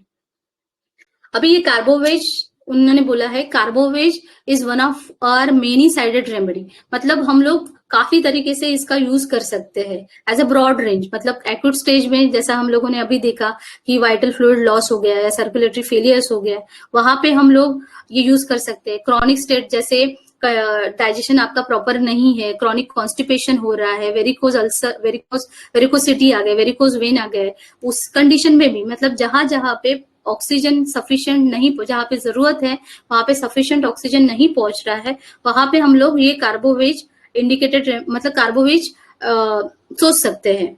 हाँ, मतलब from chronic acute to chronic state of disease. Second one from infant का अभी जस्ट हम लोगों ने देखा कि बर्थ एस्फेक्सिया स्टेट में भी हम लोग सोच सकते हैं. Child, adult and age. Child में जो निमोनिया कंडीशन रहती है, अडल्ट में क्या रहती है, सीओपीडी कंडीशन रहती है, एज लोग में क्या रहती है, जो ज्यादा एजेड सर्कुलेटरी फेलियर में, कंजेस्टिव कार्डियक फेलियर में जाते हैं. मतलब हार्ट के जो मसल्स, मतलब जैसे एज बढ़ते जाता है तो मसल्स का लैक्सिटी थोड़ा कम रहता है, ब्लड वेसल्स का लैक्सिटी कम हो जाता है, तो उसकी वजह से जो कॉम्प्लिकेशंस आते हैं उसकी वजह से सर्कुलेटरी फेलियर में पेशेंट जा सकता है. तो वहां पे भी हम लोग कार्बोवेज सोच सकते हैं. तो उन्होंने वहां पे बोला है, this is indicated in safari along the life highway from cradle to grave, means from infant to grave, मतलब जहां से बर्थ होता है वहां से लेके हम लोग एंड डेथ तक, मतलब एंड स्टेज ऑफ लाइफ, तब तक हम लोग कार्बोवेज सब जगह पे यूज कर सकते हैं. पर जहां जहां पे इनकम्प्लीट ऑक्सीडेशन हम लोग को दिखाई देगी, जहां पे बॉडी के जो फंक्शन होने के लिए ऑक्सीजन की जरूरत है और वहां पे ऑक्सीजन प्रॉपरली जितना नीडेड है वो वहां पे नहीं पहुंच रहा है, तो वो कंडीशन में, वो स्टेट में हम लोग कार्बोवेज सोच सकते हैं. in hindered respiration in newborn where there is just a weakness and the cyanosis present rather than the excessive mucus. Carbo-Veg does the magic role, जो अभी मैंने बताया. Second, later in adult में कैसे काम करता है? Later adult has fallen victim to his appetite, has weakened the stamina so that every little strain and every little discretion in eating and drinking fills him with the suffering and weakness. मतलब adult में कैसे उन्होंने carbo veg बताया कि ये patients कैसे रहते हैं कि गवर्नमेंट रहते हैं या सेल्फ इंडल्जेंस में रहते हैं, कहाँ पे स्टॉप होना है उनको पता नहीं रहता. मतलब अभी हम लोगों ने देखा ना, उनको ऐसा लगता है कि मैं अभी भी यंग ही हूँ. एज वाइज जो बॉडी में चेंजेस होते हैं वैसे अकॉर्डिंगली बॉडी में लिमिटेशंस आते हैं, वो उसको पता नहीं चलता, रादर वो उसकी तरफ ध्यान ही नहीं देता है और अपना जो भी रहता है खाना पीना वो चालू रख देता है. हाँ, तो फाइनली क्या होता है, उसका जो स्टैमिना रहता है, जो बॉडी का स्टैमिना रहता है, बॉडी का जो फंक्शन रहता है वो स्लगिश हो जाता है. सो बिकॉज ऑफ दैट उसके बाद बॉडी का फंक्शन अगर स्लगिश हो गया, वहां पे डाइजेशन, अगर सोचो डाइजेशन स्लगिश हो गया या रेस्पिरेशन स्लगिश हो गया, तो फिर क्या होता है कि खाने में थोड़ी भी चीजें अगर आ जाती है गलत तरीके से या थोड़ा भी खाता है तो फिर उसको गैस डिस्टेंशन चालू हो जाता है या थोड़ा एसिडिटी चालू होता है, बर्पिंग चालू हो जाता है. So he becomes sensitive to environment and cannot adjust to even slightest change. मतलब अभी क्या हो गया, बॉडी जो रहती है, बॉडी के ऑर्गन या बॉडी के फंक्शन स्लगिश जैसे हो जाते हैं, तो वो थोड़ा भी एक्स्ट्रा फूड ये नहीं कर सकता, टॉलरेट नहीं कर सकता. सेम चीज उसके इकोनॉमी में भी हो जाती है, उसके इमोशनल लेवल पे भी हो जाती है. थोड़ा भी अगर उसको बोलना रहता है वो इजीली ऑफेंडेड हो जाता है. तो ऐसी कंडीशन में हम लोग अगर कार्बोवेज देते हैं तो हम लोग ये ब्रोकन कॉन्स्टिट्यूशन, जो इरिटेबिलिटी, हार्शली बोलना जो रहता है ये पेशेंट का, ऐसा जो कॉन्स्टिट्यूशन रहता है हम लोग रिस्टोर कर सकते हैं to the warm strength and hope. मतलब ये पेशेंट हम लोग थोड़ा हेल्दी इमोशन उसके कर सकते हैं. ठीक है, अभी देख लेते हैं कि ये पेशेंट को क्या रहता है. मतलब I don't know when to stop enjoying, over eating, sex and drug, over indulgence to anxiety dark. मतलब स्टार्टिंग में ये पेशेंट कैसे रहेगा, गवर्नमेंट रहेगा, एलिमेंट फ्रॉम डिबॉकरी में रहेगा, स्ट्राइकिंग इन एरेज में रहेगा. मतलब debauchery means what, self indulgence, extreme indulgence. मतलब बॉडीली प्लेजर्स भी उसको ज्यादा, मतलब बॉडीली प्लेजर्स भी ज्यादा, मतलब जैसे खाना रहेगा तो बहुत सारा खाना रहेगा, अगर सेक्स रहेगा तो बहुत सारा सेक्स रहेगा, ड्रग्स रहेगा ड्रग्स ज्यादा रहेगा, अल्कोहल आउट ऑफ लिमिट रहेगा. मतलब ये सारी चीजें आउट ऑफ लिमिट रहती है, उसको पता ही नहीं चलता है कहाँ पे हम लोग को स्टॉप रहना चाहिए.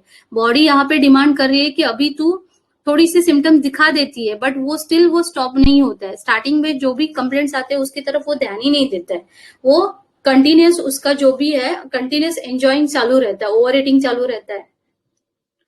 तो हम लोग यहाँ से क्या सोच सकते हैं कि he is a kind of a person who has a less control over himself, B it anger और अ बॉडीली प्लेजर.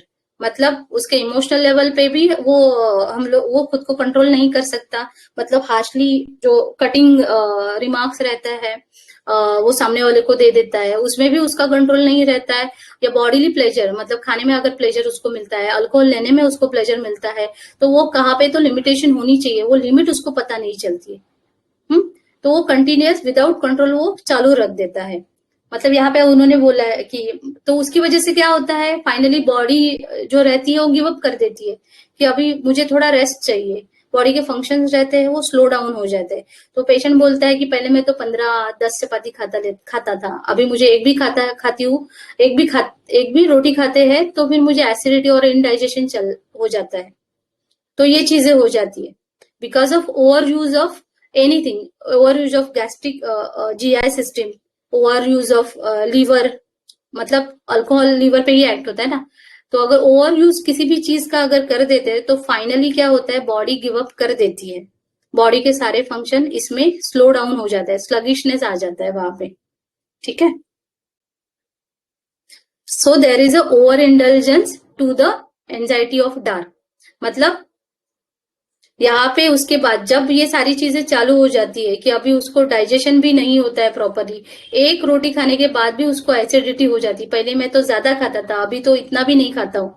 तो इस जगह तभी वो सब जगह पे जाके टेस्ट करवाता है, सारी जगह पे दिखाता है, सारे डॉक्टर दिखा देता है, और तभी उसको पता ही नहीं चलता कि पहले तो मैं खाता था, अभी क्यों नहीं खा पा रहा हूँ। मतलब ये एंजाइटी डार्क में वो चला जाता है। So there is a over indulgence to the anxiety dark, ये जर्नी उसकी होती है। Ailment from loss of bodily fluid. He eat and enjoy the food so much that there come a point that his gut simply give up and refuse to work. The food rot and gas rise. Patient experience the pain in abdomen under the chest area. मतलब खाता इतना खाता है, उसके बाद body उसका गट जो रहता है गिव अप कर देता है। गिव अप करने की वजह से उसका जो गट का काम है वो स्लगिश होता है। स्लगिश होने की वजह से जो भी फूड आगे पेरिस्टालसिस मूवमेंट के साथ आगे जाना चाहिए वो वहां पे, पेरिस्टालसिस मूवमेंट कम हो जाएंगे तो वो वहां पे ही रुक जाएगा। वहां पे रुक जाने की वजह से वहां पे फर्मेंटेशन हो जाएगा और गैस फॉर्मेशन हो जाएगा। गैस फॉर्मेशन की वजह से पेशेंट को क्या लगेगा, एब्डोमिनल डिस्टेंशन हो जाएगा, हैवीनेस लगेगा, एब्डोमिनल पेन हो जाएगा। और एब्डोमिनल हम लोग को पता है कि एसिडिटी जब रहती है वहां पे हेडेक भी रहता है, तो he is suffering from dull headache भी होता है। हाँ, देन उन्होंने बताया कि blood doesn't reach to all part of the body, it's a good medicine for the gangrene. Peripheral perfusion जो रहता है ना उनका कम रहता है। अगर वाइटल फ्लूइड अगर बॉडी का मतलब लूज हो जाता है ड्यू टू डिहाइड्रेशन या कोई ब्लड लॉस की वजह से, तो बॉडी कंपनसेट क्या करती है, जो मोस्ट इंपॉर्टेंट ऑर्गन जो रहते हैं उनको पहले ब्लड सप्लाई देते हैं। जैसे हार्ट रहता है, किडनी रहता है, लंग्स रहता है, यहाँ पे ब्लड फ्लो ज्यादा रहता है। तो अल्टीमेट क्या होता है, वो कंपनसेशन होने की वजह से पेरिफेरल परफ्यूजन जो रहेगा वो कम होता है। तो पेरीफेरी में अगर परफ्यूजन कम रहेगा, ऑक्सीजन लेवल अगर वहां पे है, ऑक्सीजन लेवल वहां पे इनसफिशिएंट रहेगा, तो डेफिनेटली हम लोग को वहां पे गैंग्रीन दिखाई देगा। Body is made to work so hard without rest that it collapse and want complete break. मतलब जो ये पेशेंट को रहता है वो कंटिन्यूस ऐसा अपने बॉडी को बर्न कर देता है, तो फाइनली बॉडी ही उसकी गिव अप कर देती है, स्लगिश बन जाती है। ठीक है, फॉर एग्जाम्पल उन्होंने यहाँ पे एक बताया कि एक लेडी आई थी उनके क्लिनिक पे, वो आके ही डायरेक्टली उनके सोफा पे लेट गई, यू नो, ऐसे टॉर्पर कंडीशन में। Torpor in the sense weakness and tiredness के हिसाब से उनके इसमें सोफा में भी कोलैप्स हो गई।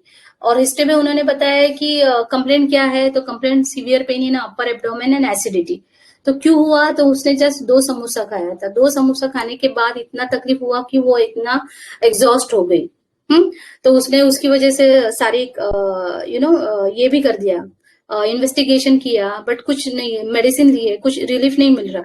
Patient was really worried about her condition and was wondering what was wrong with her. मतलब पहले मैं इतना खाती थी, अभी मुझे इतना भी हजम नहीं हो रहा है, इतना भी डाइजेस्ट नहीं हो रहा है, इसकी वजह से वो एंजाइटी डार्क में जाती है। ऐसा कैसे हो गया मेरे साथ? Anxiety dark, delirium dark, darkness aggravated. हाँ, she seems very restless, and यहाँ पे उन्होंने कार्बोवेज दे दिया था जो उसको हेल्प कर दिया था। अभी देखते हैं कि इन healthy state this patient is hard worker, shy, in is antique playing, happy go lucky type. मतलब सब अच्छे तरीके से चलता है जब वो हेल्दी स्टेट में रहता है। उसके गट्स अच्छे तरीके से काम कर रहे हैं, उसका रेस्पिरेशन अच्छी तरीके से काम कर रहा है, उसका सर्कुलेशन सब अच्छी तरीके से काम कर रहा है, इंटेस्टाइन अच्छी तरीके से काम कर रहा है, वो जो खाना खा रहा है वो खाना अच्छी तरीके से हजम हो रहा है। तो ये टाइम पे लिए वो हार्ड वर्कर रहता है, हैप्पी गो लकी टाइप पे रहता है, लिबर्टीनिज्म में रहता है। But as his life style, मतलब वो जो कंटिन्यूस उसका गवर्नमेंटनेस चालू रहता है ना, जहां पे उसको स्टॉप लेना चाहिए वो स्टॉप कहाँ पे लेना उसको समझ में नहीं आता है, वहां पे वो अपने आप को बर्न करता है। मतलब बॉडी को इतना एग्जॉस्ट कर देता है, ओवर यूज कर देता है, जिसकी वजह से उसके बॉडी के सारे जो फंक्शंस रहते हैं वो स्लगिश हो जाते हैं। वो स्लगिश फंक्शन की वजह से उसका मेंटल भी स्लगिश होता है, इंटेलेक्चुअल भी स्लगिश होता है। अभी देखते हैं कि कार्बोवेज चाइल्ड कैसे रहते हैं। अभी ये तो स्टार्टिंग फेज है, तो कार्बोवेज चाइल्ड कैसे रहते हैं। तो carbo veg child is highly emotional and easily made sick from those emotion. जैसे हम लोगों ने वो केस में देखा था कि बच्चों वो टीचर मारेंगी या उसके फ्रेंड को डांटते हुए देखा, वो इमोशनल हो गया और उसके बाद वो सिक हो गया, उसके बाद उसको फीवर एंड वोमिटिंग स्टार्ट हो गया।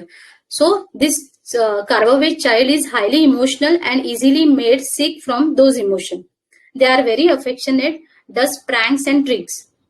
प्लेइंग एंटिक्स में है, ये रूब्रिक्स मैंने साइड में लिखे हुए हैं. They wish to impress those around them by putting on an act. That is the affectation. मतलब दूसरों को इम्प्रेस करने की इम्प्रेस करने के लिए सब कुछ करते हैं, एक्ट करते हैं, ड्रामा करते हैं. Carbovic children love to do drama and performance, so their IPR get entertained.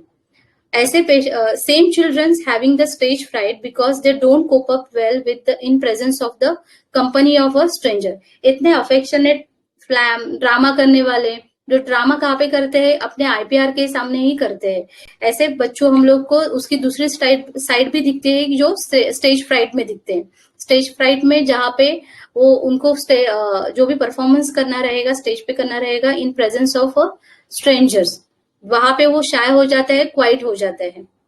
There is a rubric, timidity appearing in public, anxiety in presence of stranger, awkwardness from the bashfulness. They are afraid of people, afraid of dark, curious, and tends to bite their nails. They are slow in thinking, dull and slow in action. They easily discourage rather dispirited and miserable sort of children. If they push, they become peevish. मतलब उनको जबरदस्ती कुछ करने के लिए बोला तो वो peevish हो जाएंगे. Fear of dark, have a violent nightmare.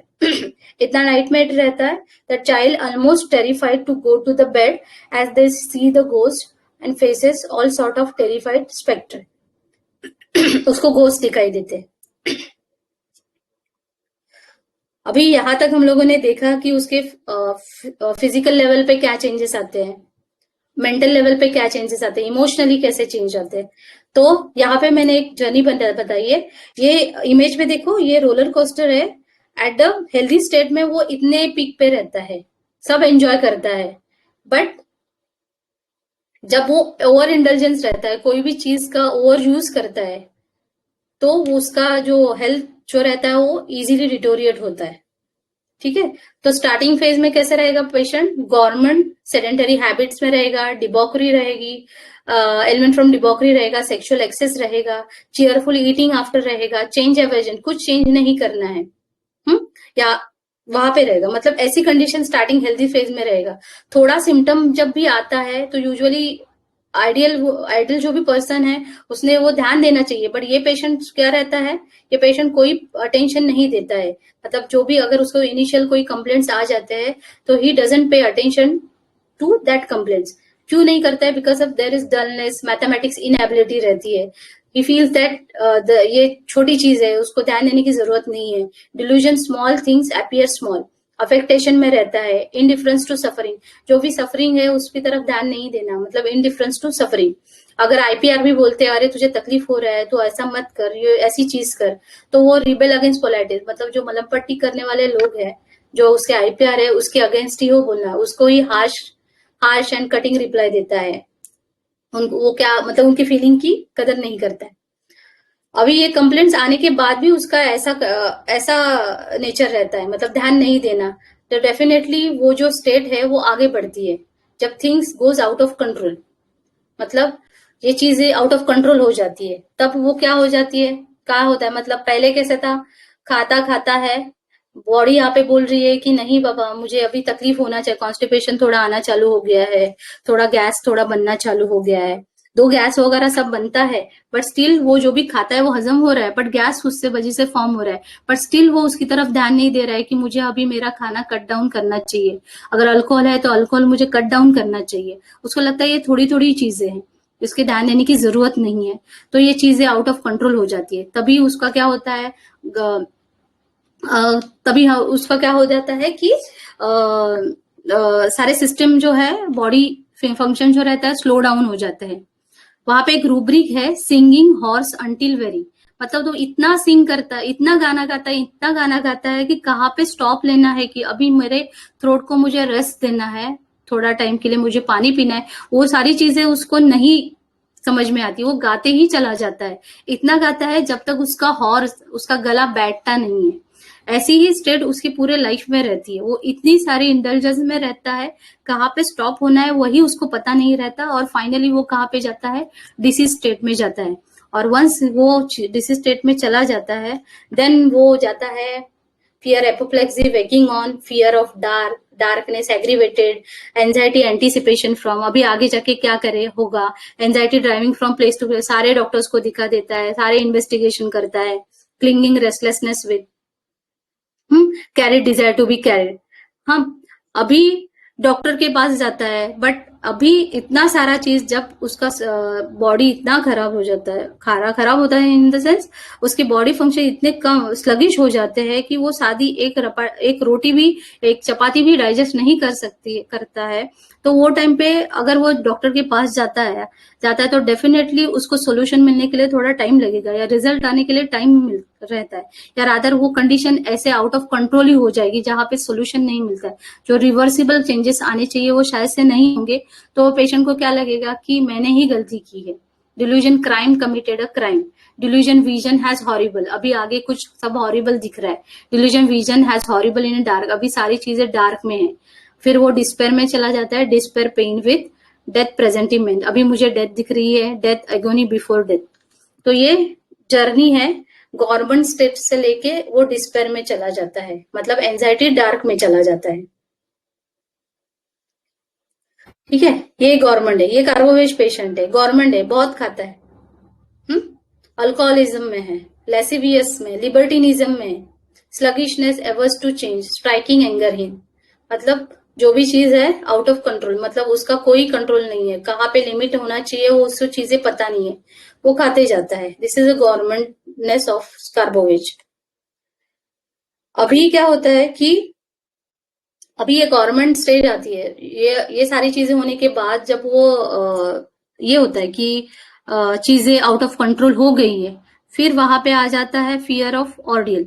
अभी ये फियर ऑफ ऑर्डियल कैसे कार्बोवेज में आता है हम लोग देख लेते हैं. What is fear of ordeal? It is a very unpleasant और अ डिफिकल्ट एक्सपीरियंस, अत्यंत अप्रिय या कठिन अनुभव या अग्नि परीक्षा. Okay, the fear of an ordeal is referred to as anxiety or apprehension someone experienced before, during and after a difficult or unpleasant situation. मतलब कोई भी difficult situation आने से पहले या वो difficult situation से जाने के दौरान या वो difficult situation होने के बाद, जिसके बाद भी हम लोग को अगर एंजाइटी और एप्रहेंशन हो जाता है, अरे ये डिफिकल्ट सिचुएशन मेरे लाइफ में आने वाली है, ये फियर हम लोग को लगेगा कि अरे नहीं, मैं अभी ये डिफिकल्ट सिचुएशन से जा रहा हूँ, और वो जाने के बाद अरे वो डिफिकल्ट सिचुएशन मुझे नहीं चाहिए. ये तीनों चीज में हम लोग फियर ऑफ ऑर्डियल ले सकते हैं. ठीक है, it can stem from the fear of unknown, the potential pain और suffering involve. Fear of unknown मतलब वो किसी भी चीज, मतलब फियर ऑफ अननोन मतलब वो चीज, कोई भी चीज, मतलब जो चीज आपको पता ही नहीं है. अगर डिफिकल्ट सिचुएशन पता है कि ये है डिफिकल्ट सिचुएशन, बट क्या होने वाला है वो अननोन रहेगा.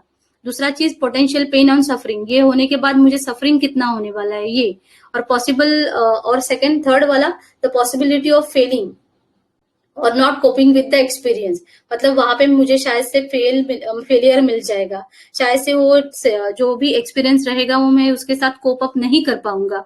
ये सारी चीजें वो फियर ऑफ ऑर्डियल में जा सकती है. इट इज नॉट नेसेसरी कि कोई डिफिकल्ट सिचुएशन आने के बाद ही आप फियर ऑफ ऑर्डियल में जाना, मतलब हम लोग को वो रूब्रिक लेना है. अगर वो डिफिकल्ट सिचुएशन अगर उसने एक्सपीरियंस भी नहीं किया रहेगा और बिकॉज ऑफ दैट उसको वो एंजाइटी रहेगी कि अरे मुझे उसके जाना है, मुझे उसके मतलब वो सिचुएशन से मुझे जाना है, तो वहां पे भी हम लोग फियर ऑफ ऑर्डियल ले सकते हैं. अभी वहां पे उन्होंने 3 ये दिए हुए एग्जाम्पल दिए है, जैसे ट्रायल ऑफ ऑर्डियल, मतलब यहाँ पे क्या बोला है कि in a middle age people accuse of crime were subject to dangerous and painful tests to determine their guilt and innocence. मतलब यहाँ पे क्या बोला गया है कि हम लोग यूजुअली बोलते हैं ना, जो एजड लोग रहते हैं, ये 40s में या 45 50s में जो लोग रहते हैं ना, कि अरे मेरे लाइफ में ये जो डिफिकल्टी आ रही है तो शायद से मैंने पुराने पाप किए रहेंगे तो उसकी वजह से रहेंगे.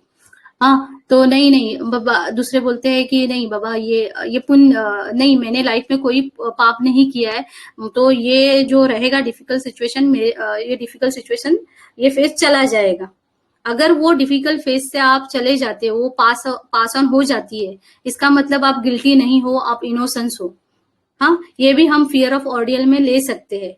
जैसे कालीब्रोम में रहता है कि कालीब्रोम में कैसे रहता है, कालीब्रोम का रहता है कि ये गॉड वेजेंजस रहता है कि गॉड ही मेरी तरफ ध्यान, मतलब जो भी डिफिकल्टी दे रहा है वो गॉड ही दे रहा है, मुझे इससे थ्रू जाना ही पड़ेगा। अगर मैं इसके थ्रू बाहर अच्छे से आ जाता हूँ तो ही मेरा इनोसेंस आ जाएगा, या अगर इनोसेंस आ जाएगा नहीं तो फिर मैं गिल्टी हो जाए, बट मुझे इससे जाना ही पड़ेगा। हाँ, उसके लिए कोई दूसरा ऑप्शन नहीं है।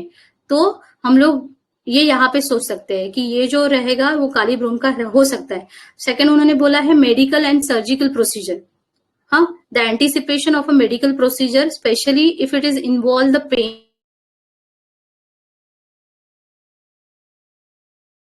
In and uncertainty. मतलब ऐसे कोई लोग बोलते हैं ना कि अरे मुझे ऑपरेशन ही करवाना है। ऑपरेशन बेसिकली रहता है किसी का दूसरे का सोचा है, किसी का दूसरे का देखा है कि पाइल्स का ऑपरेशन होने के बाद उसको बहुत सारी तकलीफ रहती है, वो खुद वो ऑपरेशन के थ्रू नहीं गया हुआ है, स्टिल वो ऐसा सोचता है कि नहीं, मतलब ये एक्सपीरियंस बिफोर, मतलब ये fear of ordeal actual difficult situation आने से पहले भी हम लोग एक्सपीरियंस कर सकते हैं। ऐसी कंडीशन में भी हम लोग फियर ऑफ ऑर्डियल ले सकते हैं। और थर्ड वन उन्होंने बोला है कि मेजर लाइफ ट्रांजिशन, लाइफ में चेंजेस आते हैं जैसे मूविंग और चेंजिंग जॉब। कोई जॉब, ये जॉब है मेरा 20 साल से या 12 साल से मैं इसी जॉब में हूँ, अभी क्या हो गया है, रिसेशन हो गया है, अभी मुझे ये जॉब छोड़ना पड़ा और मुझे नई जगह पे जाना पड़ा, तो ये उसके लिए ऑर्डियल हो सकता है। कि मैं वहां पे जाके कैसे कोप अप करूंगा, वहां पे कैसे करूँ, मतलब वहां पे मुझे काम रहेगा वो अच्छे से आएगा या नहीं आएगा। तो ये चीजें भी फियर ऑफ ऑर्डियल में इंक्लूड हो सकती है। ओके, मतलब जैसे अर्जेंटिकम नाइट्रिकम रहेगा ना पेशेंट, उसको क्या रहता है, bed remain in bed resign में ही रहता है, उसके जॉब में ही रहना रहता है।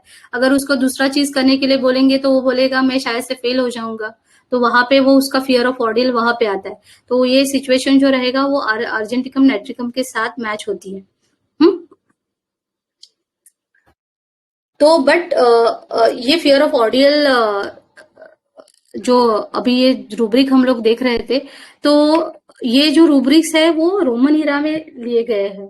तो वहां पे एक चीज है कि ये फियर ऑफ ऑर्डियल है ना, ये मॉसल ऑफ ब्रेड एंड चीज के साथ भी होता है, मतलब छोटा ब्रेड का टुकड़ा और चीज का टुकड़े के साथ भी फियर ऑफ ऑर्डियल हो सकता है। तो उसका डिस्क्रिप्शन उन्होंने कैसा दिया था, वो रोमन इरा में अगर कोई किसी ने चोरी अगर की, कोई चोरी अगर करता है तो वहां पे उनको कैसे मतलब किसने अगर किसी ने चोरी की तो मतलब जो पकड़ने वाले रहते हैं, सोल्जर्स रहते हैं, उनको पता नहीं रहता ना कि किसने की है, तो एक साथ वो 3-4 लोगों को ऐसे पकड़ के लेके आते हैं। उसमें मतलब वो 4 लोगों में से कोई एक जो रहता है वो गिल्टी रहता है, बाकी के 3-4 जो लोग रहते हैं वो इनोसेंस रहते हैं, उनका नहीं रहता है। तो वो लोग वहां पे वो टाइम पे क्या करते थे कि वो लोग ऐसे करते थे कि एक ब्रेड एंड बटर, सॉरी, एक ब्रेड का टुकड़ा मतलब ब्रेड जो बड़ा रहता है ना, अपना स्क्वायर शेप में जो ब्रेड रहता है वो, नहीं तो एक चीज जो रहता है वो चीज, उसको ऐसा ब्लैक मैजिक टाइप करके ऐसे देते थे। मतलब हम लोगों ने उसके ऊपर किया है। तो जो आप चारों में से कोई एक जो अगर खाएगा, जो गिल्टी जो रहेगा उसको तकलीफ होना चालू हो जाएगी, और जो बाकी के जो लोग रहेंगे जो गिल्टी नहीं है, जो इनोसेंस है, उनको वो कुछ प्रॉब्लम नहीं रहेगा, वो प्रॉपरली वो सॉलो करेंगे। ठीक है, तो ये चीज भी हो सकती है कि वो सिंपल ब्रेड का टुकड़ा जो रहता है वो भी फियर ऑफ ऑर्डियल हो सकता है कि मुझे यहाँ से इसमें से जाके मुझे इनोसेंस साबित होना है। मतलब जो गिल्टी रहेगा वो तो ठीक है, बट जो इनोसेंस है, जिन्होंने चोरी नहीं की है, तो उनको भी वो ऑर्डियल के साथ, वो ऑर्डियल के थ्रू जाना पड़ेगा। मतलब वो ब्रेड खा के उनको भी देखना पड़ेगा ना कि अगर वो बाई चांस वो अटक गया तो वो भी उनका फियर ऑफ ऑर्डियल है, सफरिंग आ गई तो ये फियर ऑफ ऑर्डियल उस कंटेस्ट में भी देख सकते हैं। मतलब नॉट नेसेसरी कि फियर ऑफ ऑर्डियल जो रहेगा वो कोई डिफिकल्ट सिचुएशन रहेगी, ये सादे ब्रेड खाना भी किसी के लिए ऑर्डियल हो सकता है। सेम चीज ये कार्बोवेज पेशेंट में है। कार्बोवेज पेशेंट कैसा रहता है, लिबर्टिनिज्म में रहता है, गवर्नमेंट रहता है। जब चीजें आउट ऑफ कंट्रोल हो जाती है, वेट 130 हो गया, 140 हो गया, अभी चलना मुश्किल हो गया है, कोलेस्ट्रॉल बढ़ गया है, खुद की जो अपनी खुद की चीजें है वो भी प्रॉपरली नहीं कर पा रहे, थोड़ा दम लगना चालू हो गया, तो डॉक्टर ने बता दिया कि अभी आपको वेट लॉस करना पड़ेगा। तो वेट लॉस करना मतलब क्या करना है, अपना खाना कट डाउन करना। तो खाना कट डाउन करना ये चीज भी उसके लिए ऑर्डियल रहेगी। अगर कोई अल्कोहलिक पेशेंट रहेगा, अरे आपका एचजीपीटी एचजीओटी लेवल बढ़ गया है, लीवर बॉर्डर लाइन पे मतलब जो भी लीवर एंजाइम्स है वो बॉर्डर लाइन पे आ गए हैं, बॉर्डर लाइन के बाहर चले गए हैं, अभी आपको ये अल्कोहल कट डाउन करना पड़ेगा। बट एज अ गवर्नमेंट ने ओवर इंडल्जेंस की वजह से ये पेशेंट को वो चीजें कट डाउन करना भी ऑर्डियल रहेगा। तो कार्बोवेज के पेशेंट में फियर ऑफ ऑर्डियल इतना सिंपल भी हो सकता है। थर्ड, उसमें और एक रूब्रिक है, delusion tongue made up of would. उसमें सिर्फ 3 मेडिसिन है, एपिस्मेलाफिका है, second arsenic album and carbo veg. अभी इसका मीनिंग क्या है देख लेते हैं। Tongue is made up of would, मतलब ये यूजुअली वुडन टंग हम लोग को कहाँ पे दिखाई देता है, जो केटल्स रहते हैं, गाय लोग वगैरह रहते हैं, उनको एक इन्फेक्शन होता है एक्टिनोबैसिलोसिस, जहाँ पे क्या होता है, there is a inflammation and swelling of the soft tissue of mouth और टंग और माउथ में जो सॉफ्ट टिश्यू रहता है उनके स्वेलिंग एंड एब्सेस हो जाता है, स्वेलिंग आ जाता है। उसकी वजह से क्या होता है, टंग की जो फ्लेक्सिबिलिटी रहती है वो कम हो जाती है, वो टंग कैसी बन जाती है, हार्ड बन जाती है। So it is called as a wooden tongue. ये हो गया उसका जैसे वुडन टंग है उसका एक्सप्लेनेशन हो गया। बट मेटाफोरिकली हम लोग अगर लेते जाएंगे तो वह कैसे लेंगे, टंग क्या है, tongue is a way of communication. तो कम्युनिकेशन जिसका हार्ड हो जाता है, वो जो कम्युनिकेट करना चाहिए वो कम्युनिकेट नहीं कर पाता है, वहां पे हम लोग ये वुडन टंग ले सकते हैं। सो यहाँ पे लिखा हुआ है, in context of language it refers to a vague, ambiguous और a pompous language use by avoiding addressing the real issue. उसका रियल इशू क्या है, रियल फीलिंग्स क्या है, वो कम्युनिकेट ही नहीं करता है। ऐसे जगह पे हम लोग वो ले सकते हैं कि उसका टंग वुड हो गया है। जैसे कि यहाँ पे एक कम्युनिकेशन दिया है, she had a wooden tongue, it has a hard to get it was hard to get her to say anything at all. मतलब वो इतनी हार्ड है, मतलब कि उसको, मतलब हार्ड है मतलब क्या, वो स्टिफ टंग है, उसका टंग वो टर्न नहीं होगा, मतलब वो इतनी हार्ड है कि उसका जो भी फीलिंग है वो किसी के सामने वो एक्सप्रेस नहीं कर सकती है। मतलब जो way of communication, tongue way of communication properly होना चाहिए, ये यहाँ पे नहीं होता है। अभी एपिस में क्यों नहीं होता है, बिकॉज ऑफ हिज रेचेडनेस की वजह से वो मर्थ में चली जाती है, वो इसका एक्चुअल रेचेडनेस छुपाती है और बाहर क्या दिखा देती है, मर्थ हाइलैरिटी दिखा देती है। This is a wooden expression रहता है एपिस का। और आर्सेनिक का कैसे रहता है, आर्सेनिक क्या रहेगा, अनग्रेटफुल रहेगा। तो उसको पता तो है कि आईपीआर की जरूरत है उसको, यही आईपीआर मुझे देखने वाला है, स्टिल वो जो भी आईपीआर जो उसको देखता है, उसका केयर कर लेता है, उसको ही वो बाइट कर देता है। तो जो एक्चुअल ग्रेटिट्यूड देना चाहिए वो देता नहीं है ना आईपीआर को, उसके अगेंस्ट वो क्या जाता है, बाइटिंग में चला जाता है। This is a wooden expression of the arsenic album. अभी कार्बोवेज में कैसे रहेगा, कार्बोवेज में क्या रहता है कि यहाँ पे आईपीआर उसको बता देता है कि वो कैसे रहेगा, पेशेंट स्लगिश रहेगा, इंडोलेंट रहेगा। तो आईपीआर क्या बोलेगा, अरे तू कुछ तो कर, ऐसा मत कर, मतलब उसको कुछ अच्छा एडवाइस दे देगा। तो वो कहाँ पे जाएगा, उनका कुछ सुनता नहीं है, वो इनडिफरेंस टू देयर फीलिंग, मतलब indifference to love one, indifference to duties में जो रहता ना रहेगा। तो उसकी वजह से क्या होगा कि वो जो भी चीज बता रहे हैं उसको प्रॉपरली फॉलो नहीं करता है, रादर वो उनके अपोजिट, उसके अपोजिट करता है, उनको हार्श एंड कटिंग रिमार्क्स देता है। तो ये है wooden tongue of a carbo veg. ठीक है, अभी यहां तक समझा। अभी ये लास्ट स्लाइड है ये पीपीटी की, कि हम लोग को ये सेशन से क्या लेके जाना है। तो कार्बोवेज के मेंटल सिम्टम में क्या रहेगा, C for concentration hamper, A for aggravation by the darkness, R for remembering capacity is low, मतलब कंप्रेहेंशन कैपेसिटी प्रॉपर नहीं है, मेमोरी वीकनेस रहेगा। B for bossy and haughty nature, उसका नेचर कैसे रहेगा, हॉटी नेचर रहेगा, कटिंग रिमार्क्स देगा। O for over indulgence, जो भी चीजें हैं ओवर इंडल्जेंस में रहेगी, खाना रहेगा ओवर खाना रहेगा, ड्रग्स अल्कोहल ओवर इंडल्जेंस में रहेगा, उसको लिमिट ही पता नहीं है कहाँ पे स्टॉप होना, over indulgence. B for very irritable, E for emotional indifference, indifference कहाँ पे रहेगा, मतलब स्लगिशनेस इमोशनल लेवल पे रहेगा, आईपीआर के तरफ जाएगा, ड्यूटी की तरफ जाएगा, मतलब उसको कुछ लेना देना नहीं है, सामने वाले पेशेंट पर्सन को क्या लगेगा, उसको क्या फील होगा, उसके तरफ उसको कोई नहीं है। कोई भी अगर गुड न्यूज भी देंगे तो भी उसको फर्क नहीं है, अगर बैड न्यूज भी देती है तो भी उसको फर्क नहीं है। जी फॉर गवर्नमेंट, गवर्नमेंट तो आप सबको पता है गवर्नमेंट क्या है। ये हो गया उसके मेंटल सिम्टम्स। अभी गाइडिंग सिम्टम्स देख लेते हैं कि गाइडिंग सिम्टम में कार्बोवेज कैसे दिखता है। C for coldness with a collapse condition, A for element from loss of vital fluid, R for rapidly fan, B for burning, O for oxidation imperfect, जहां पे oxidation imperfect, insufficiency of oxygen oxygen रहेगा वहां पे carbo veg रहेगा। V for vitality weaken, E for excessive bleeding and G for gas. मतलब ये सारे guiding symptoms है जो कार्बोवेज में हम लोग को दिखते हैं। So thank you, this is a carbo veg from my side. Thank you so much. Very beautiful presentation. Thank you. Thank you. और थैंक एक यू चीज, मैम, बहुत शानदार रहा। Thank you. बहुत इलोबरेटली आपने बताया, बहुत बढ़िया मैम। बहुत ही थैंक यू मैम। एक्सीलेंट था, बहुत ही excellent. Thank you, thank you. Thank you ma'am. बहुत बढ़िया।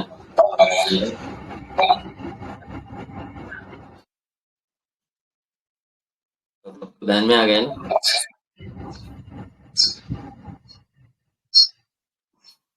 सबको कैप्चर भी हुआ होगा और आसान भाषा में समझाया एकदम।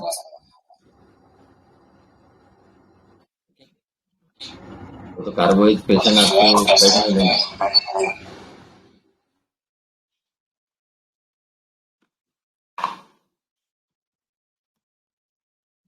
कैसे मिलेंगे कार्बोहाइड्रेट के पेशेंट आपको?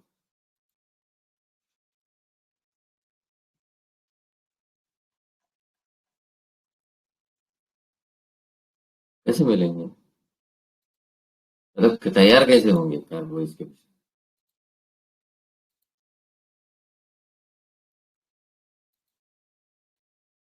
कुछ ना कुछ तो रहेगा ना। कार्बोहाइड्रेट कैसे बना सकते हैं? आप भी बना सकते हैं कार्बोहाइड्रेट के पेशेंट, आपने बनाया, ठीक है ना? चलो बनाते हैं कार्बोहाइड्रेट का पेशेंट। चलो बनाना है ना?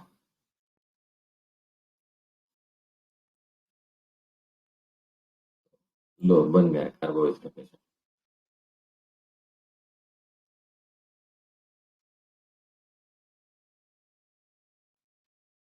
कैसे बनाएंगे आप कार्बोहाइड्रेट के पेशेंट? तो फ्रेंड्स आप क्या बोलते हैं, अगर आपको कार्बोहाइड्रेट का कॉन्स्टिट्यूशन बनाना है तो आपको क्या करना पड़ेगा, ठीक है?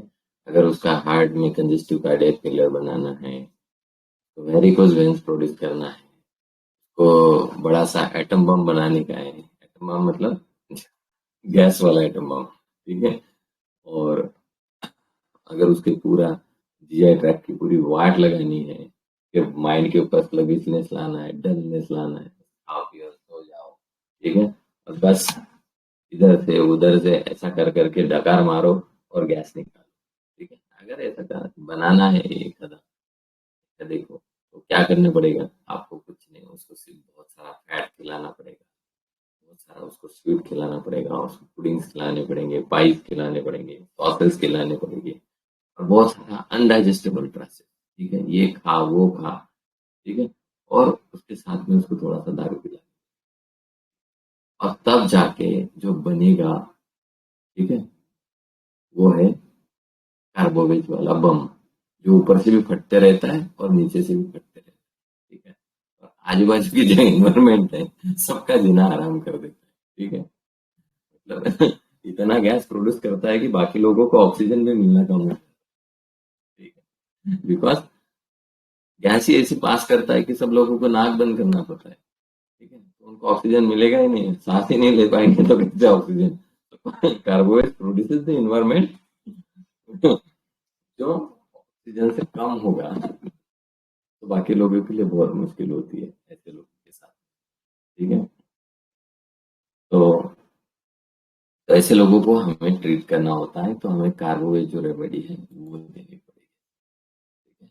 मार्गरेट टाइलर का एक केस है, small girl with a heart disease and an acute exacerbation of supervening that was abruptly ending her young life. She had a pneumonia with a pleural effusion, endocarditis with pericardial infection, and one morning when the physician was going his round accompanied by the several other doctors, she was found lying forward on the support that she had to be provided. ठीक है, मतलब वो लड़की जो थी वो एकदम सामने ऐसी बैठी हुई थी because she could not rest, क्योंकि वो कार्बोएज का एक नेचर होता है, कार्बोएज कभी जो है ना रेस्ट नहीं कर पाता, क्योंकि वो जब भी वो रेस्ट करने को चाहता है तो उसके जो वेनस एंगॉजमेंट रहते हैं, उसका जो सर्कुलेशन रहता है उसको ब्लॉक कर देता है। जब उसको लगता है कि just I have an apoplectic attack, मतलब कुछ भी हो सकता है मेरे साथ में, तो ये वाला डर उसके दिमाग में हमेशा के लिए रहता है। तो because she could not rest otherwise could white and unconscious, just alive, because she was still giving the infrequent sharp gas of life. और बीच बीच में ये वाला ये रहता है। तो carbo vegetable, I think, was quickly administered, and while one of the doctor of a wide experience explained, I will eat my at if that child, अगर वो बच्चा अगर बच जाएगा तो ठीक है ना, मैं मेरी उंगली दबा लूंगा, एट चबा लूंगा, ऐसा कुछ तो भी उधर का जो कहावत है वो उसने। But before the warm round was finished, she was regained the warmth and consciousness in days. So that is the magic done by the carbo. ठीक है, ये मार्गरेट टायलर का case. So emotionally, the patient feels so empty of feeling that it causes him to be indifferent to anything. तो वो लोग जो होते हैं इतना स्लगिश हो जाते कि यार उनको आजू बाजू में क्या घट रहा, उनको उससे कुछ भी लेना देना नहीं है। वाले लोग बोलते भाई खा जा, कर ले, ये सब चीजें वो नहीं मानता है।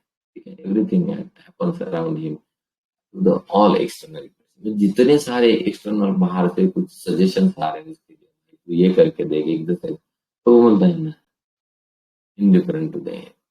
It is one of the best remedy for this kind of the depression that reaches that state of the total indifference. और वहां पे उसको कुछ भी लेना देना नहीं, बाहर से आया हुआ कुछ भी मैसेज जो है अंदर नहीं घुसेगा। Actually it is not much to depression, but it's a kind of apathy caused by the deep pathology which primarily affects the circulation. ये क्यों होता है?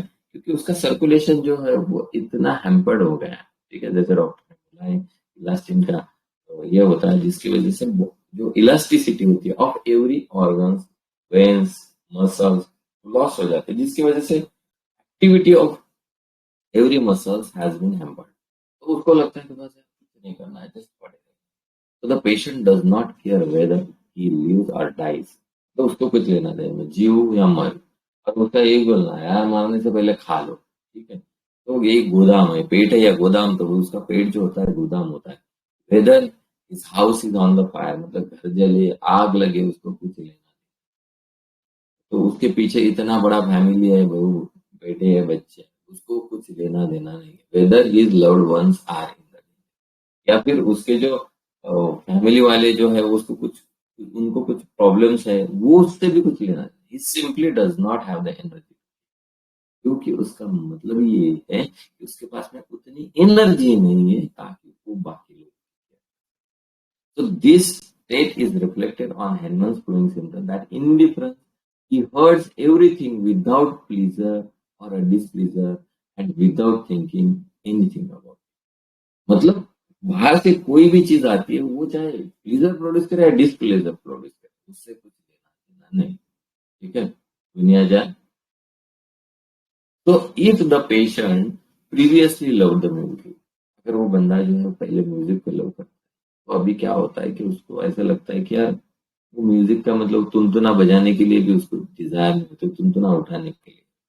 ठीक है ना, सो ये होता है कि कोई भी चीज अभी उसको जो प्रीवियसली एनर्जी देती थी, आनंद देती थी, वो अभी उसको कुछ भी आनंद नहीं। इससे पहले क्या था कि वो हर एक चीज में मतलब इंडल्जेंट था। ठीक है, म्यूजिक बजाना मतलब गाना गाना है तो यार गला सूखने तक है, खाना खाना है तो यार पेट की कैपेसिटी नहीं तक, मतलब जो बहुत सारे कार्बोहाइड्रेट के पेशेंट्स रहते हैं तो गांव में बहुत सारे, मतलब अभी खेड़े में आप लोग कहीं गए होंगे तो बहुत सारे लोग हैं। तो हमारे गांव में एक बंदा था, तो उसका वो नेचर भी वही से। तो पहली पंगत को खाना खाने को बैठता था। पहली पंगत मतलब जो बैठते हैं ना लोग खाना खाने के लिए, पहली पंगत को बैठता था, उसके बाद में दूसरी बैठती थी, फिर तीसरी बैठती थी, और चौथी पंगत जब लेडीज की होती थी लोग बोलते थे की भाऊ आता तुम्ही बायांच्या पंक्तीसोबत बसणार का? तो वो बोलता था कि कोई हरकत नहीं, मैं ऊपरे में बैठ जाऊंगा, लेकिन ठीक है इससे भी चौथी पंगत जो है उसको खाने दो, उसके बाद में मैं। So how he was eating, मतलब कितना क्वांटिटी में वो फूड अंदर डालता था उसका सोच भी नहीं। और उसके बाद में फिर क्या, घर वाले परेशान, ठीक है ना। तो यही सिचुएशन होती थी। ऐसे ही एक हमारे मतलब हमारी दादी जो नानी, सॉरी दादी नहीं, नानी, तो नानी जो थी उनके वहाँ पे वो यही सिचुएशन थी। वहां पे कंपटीशन रहती थी। कंपटीशन क्या रहती थी, गुड़ और शेंगदाने, मतलब पीनट्स, पीनट्स ही बोलते हैं ना शेंगदाने को। तो गुड़ और शेंगदाने खाने की आदत रहती। तो जो बंदा है वो कम से कम 5 किलो शेंगदाने और एक भेली, भेली मतलब वो पहले जो गुड़ की भेली रहती थी 10 से 15 किलो की पड़ती, वो उतनी खाता। और फिर घर पे वो मतलब खटुली जो है वो बाहर डाल के रखते। क्यों? क्योंकि उसको रात भर वो टॉयलेट के लिए जाना पड़ता। क्योंकि इतना अगर शेंगदाने और गुड़ खाएगा तो क्या होगा। तो ये वाले जो, मतलब दिस काइंड ऑफ जो पर्सन होते हैं, दे आर द कार्बोवेज, मतलब ओवर इंटेलिजेंस, और इतना ओवर यूज करते हैं वो कोई भी ऑर्गन को कि वो ऑर्गन जो है अभी वो ऑर्गन्स के अंदर एनर्जी नहीं रहती है कि उसके नॉर्मल फंक्शनिंग को। ठीक है, तो यहाँ तक आप लोगों को अंडरस्टैंड हुआ। और बाहर से कुछ भी नेचर से कुछ सजेशन आते, भाई ये कर वो कर, तो बोलेंगे नहीं, ठीक है, उसको कुछ रिस्पॉन्स नहीं देगा। जो भी करेगा तो that will be the harsh responses, ठीक है ना। तो आप लोगों को थोड़ा सा आ रहा ध्यान में कार्बोवेज कैसे बनता है, इसका फंक्शन यस कैसा सर, है। Yes sir, yes sir. आप लोग सुने नहीं? नहीं ना। Affections are practically blotted out, मतलब जो अफेक्शंस है वो कैसे practically blotted out, as the Kent says nothing seems capable to arouse और डिस्टर्ब द पेशेंस एनीमोर। मतलब कोई भी चीज, अभी ये कुंभकर्ण की नींद सोया हुआ बंदा, समझ में आएगा। कुंभकर्ण पता है ना आपको, वो क्या करता था, क्या करता था कुंभकर्ण? 6 महीने सिर्फ तो खाना और मैंने सिर्फ सोता था, सोना। होता था। और बाकी के 6 महीने एक दिन सोता रहता था, एक दिन खाता था, फिर सोता था। मतलब वो उस दिस काइंड ऑफ जो ये होते हैं वो होते हैं। और फिर उसको उठाना है तो फिर कैसे होता था, क्या करना पड़ता था? उसके कान के वहां अरे ढोल भैया, साटे बजते थे बड़े बड़े। डंका नगाड़े, बजाने नगाड़े पड़ते वादे थे। होते थे, नगाड़े। तो ये नगाड़े बजाने पड़ते थे, डंके बजाने थे, बड़ी बड़ी तुतारियां बजानी पड़ती थी, तब जाके वो जो है ना उसका सर्कुलेशन में आता था। हाँ ठीक है, ओके, मुझे उठना है अभी। और उठने के बाद में उसको सीधा कुछ नहीं करना है, सिर्फ खाना है, ठीक है। खा लिया और कुछ काम नहीं है फिर सो लिया, ठीक है। तो यही जिंदगी होती है। तो these are the carbohydrates. So as the Kane says, nothing seems capable to arouse the disturb the patients anymore. Both horrible and pleasant things do not reach such person. तो उसके कान के अंदर घुसती नहीं, मन के पटल के ऊपर कुछ इंप्रेशन क्रिएट नहीं करती। He seems litter or not affected by them. He cannot bring himself to realize whether a thing be so or not, whether he loves a family or not, or whether he hates his enemy or not. ठीक है, मतलब इतना non sensible हो गया है बंदा। मतलब family को ये प्यार करता कि नहीं करता है, दुश्मनों से ये हेट करता कि नहीं करता है, वो चीज भी उसके अभी ध्यान में नहीं आ रही, समझ में नहीं आ रही, इतना वो नॉन सेंसिबल होता है, ठीक है ना। So on the mental level the emptiness take the form of a dullness, जो खालीपन रहता है। जैसे फॉर एग्जांपल सबसे पहला स्लाइड देखते हैं, स्टार्ट किया था सेकंड स्लाइड से, तो सबसे पहला स्लाइड ये है। तो दिख रहा carbo veg. If there is a one word that characterize the pathology of this remedy, the word is emptiness. It is a feeling as if the life has gone and left an empty space, the shell without life and empty sack. और ये empty sac को सिर्फ एक ही चीज करता है, वो भरता है और उसको खाली करता है. ठीक है ना. It has a no feeling. ठीक है ना.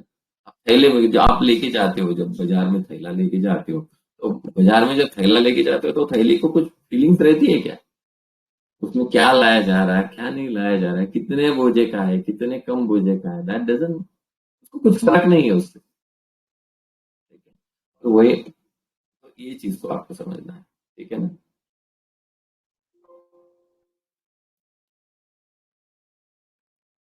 So the patient cannot concentrate, ठीक है ना, cannot do his usual work because the mind is not functioning properly. Indecision, irresolution. फिर अभी उसको क्या होता है, कोई एक जॉब कर रहा है, वहां पे उसको समझ में आ रहा है साला थोड़ा पैसा तो कम पड़ रहा है, लेकिन अभी क्या करूं, ये जॉब को भी नहीं छोड़ सकता. फिर वो क्या करेगा, वो जॉब भी करेगा, लेकिन उसके साथ में वो जॉब जो है सर्च आउट भी करते रहेगा. ठीक है. तो ये होता है क्लिंगिंग रेस्टलेसनेस भी. ठीक है ना. तो ऐसे होता है, मतलब क्या करता है ना, डॉक्टर के पास में आता है, कुछ दिन तक दवाई ले लेगा, उसके बाद में छोड़ के जाएगा, उसके वो इंडल्जेंस में जुड़ते रहेगा.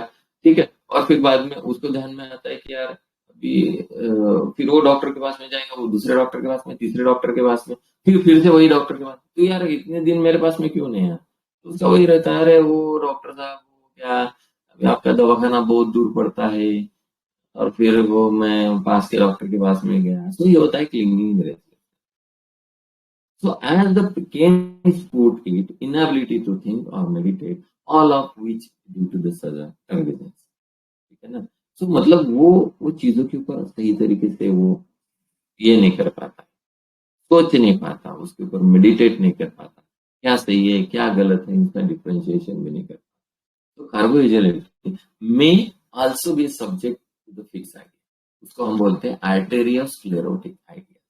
If there was not enough vitality in the brain to entertain the different points of view, ideas flow slowly. जैसे फॉर एग्जाम्पल कोई एक लेडीज होती है, उसको बोला जाता है कि यार अगर आपने बटर खा लिया, ठीक है ना, अगर आपने बटर खा लिया तो आपका ये चीज जो है वो ऐसा हो जाएगा, कोलेस्ट्रॉल बढ़ जाएगा. तो ये जो होता है उसके माइंड में बहुत ज्यादा फिक्स बैठ. तो कोई भी नई आइडिया जो होती है उसके दिमाग में घुसती नहीं है. ठीक है ना. तो इसीलिए वो जो चीजें चलती आ रही है वही चीजों को वो आगे आगे आगे आगे लेके जाता है. उसकी जिंदगी में जो चेंज है वो चेंज करना उसको पता नहीं. तो क्योंकि उसके अंदर वो मोमेंट्स ही नहीं है, उसके अंदर वो एक एनर्जी नहीं है. तो ideas flow slowly, they constantly turn about one subject with the sensation as if the head were tightly bound. वो टाइटली बाउंड है, इसीलिए क्या होता है कि कोई भी नई आइडिया जो है वो मतलब घूम के अंदर जाके नया कोई तो भी सर्कल प्रोड्यूस करे, ऐसा कुछ भी होता नहीं. ठीक है. और एक आइडिया जो होती है वो दिनों दिनों तक उसके दिमाग में घुसती रहेगी. That is why called as arteriosclerotic. ठीक है. आर्टेरियोस्क्लेरोसिस में क्या होता है, आर्टेरियोस्क्लेरोसिस में Thickening of Hardening of muscle thickening. tissue. हाँ, Thickening तो of blood vessels. की वजह से जो एक हार्ट के थ्रू जो एक पल्स निकलती है, वो पल्स को ऐसे मेंटेन करने वाला जो होता है वो होता नहीं है. ठीक है. तो ब्लड प्रेशर जो है वो क्या करता है, वो जो स्ट्रेचिंग नहीं होता है, इसीलिए वो लेटर प्रेशर जो है वो बहुत ज्यादा है. और फिर क्या होता है ना कि कहीं तो भी जाके वो जो वेन्स है कहीं तो भी जाके कमजोर हो जाती है, और कमजोर होने के बाद में फिर हमें क्या मिलता है, कहीं तो भी जाके उसका ये ऐसा बल्जिंग हो गया. ठीक है ना, एनोरिज्म वाला जो पार्ट बोलते हैं, कभी कभी वो बस्टिंग में चले जाते. ठीक है. तो ये भी एक कैरेक्टरिस्टिक होता है जो एपोप्लेक्सी देता है वो पर्टिकुलर कार्बोवेज के पेशेंट्स को. Message to the homeopath. तो ये कार्बोवेज रेमेडी जब पढ़ रहा था मैं, तो उसके अंदर ये बहुत सही ये लिखा है जो हमें सभी होम्योपैथ को ध्यान रखना चाहिए. अगर हम रख पाते तो बहुत ही अच्छी बात है, नहीं रख पाते तो कोई दिक्कत नहीं. केन साहब ने वो मैसेज लिखा है कार्बोवेज रेमेडी के अंदर. So the physician's knowledge as to what he is doing is his own, and the greatest comfort he can get out of this. ठीक है, अभी जो भी कुछ कर रहा है तो वो उसका एक कंफर्ट है. चलो ये कार्बोएज का पार्ट है, इसको ध्यान में, हमारे बिहेवियर पैटर्न के लिए ध्यान में. So he need never expect that anyone will appreciate it, that he has done or what he has done. So वो कभी एक्सपेक्ट नहीं करेगा क्या कि कोई कभी आके उससे अप्रिशिएट करे, यार आपने क्या किया, मेरे पेशेंट को कितना सही जीवन दान दिया है, या फिर आपने जल्दी ऐसा किया डॉक्टर साहब कि अच्छा हुआ कि जल्दी से मुझे रेफर कर दिया और मेरे पेशेंट की. So the physician who desires the praise and sympathy for what he has done generally has no concern. तो विवेक वाली बात ही नहीं जहाँ पे आप पेशेंट से प्रेज और sympathy expect. A noble and upright truthful physician works in the night. क्या करता है, रात में भूतों के जैसा जगते रहता है. He works in the dark. He works quietly and he is not seeking for the praise. Homeopath की डेफिनेशन मिल गई आप लोगों को.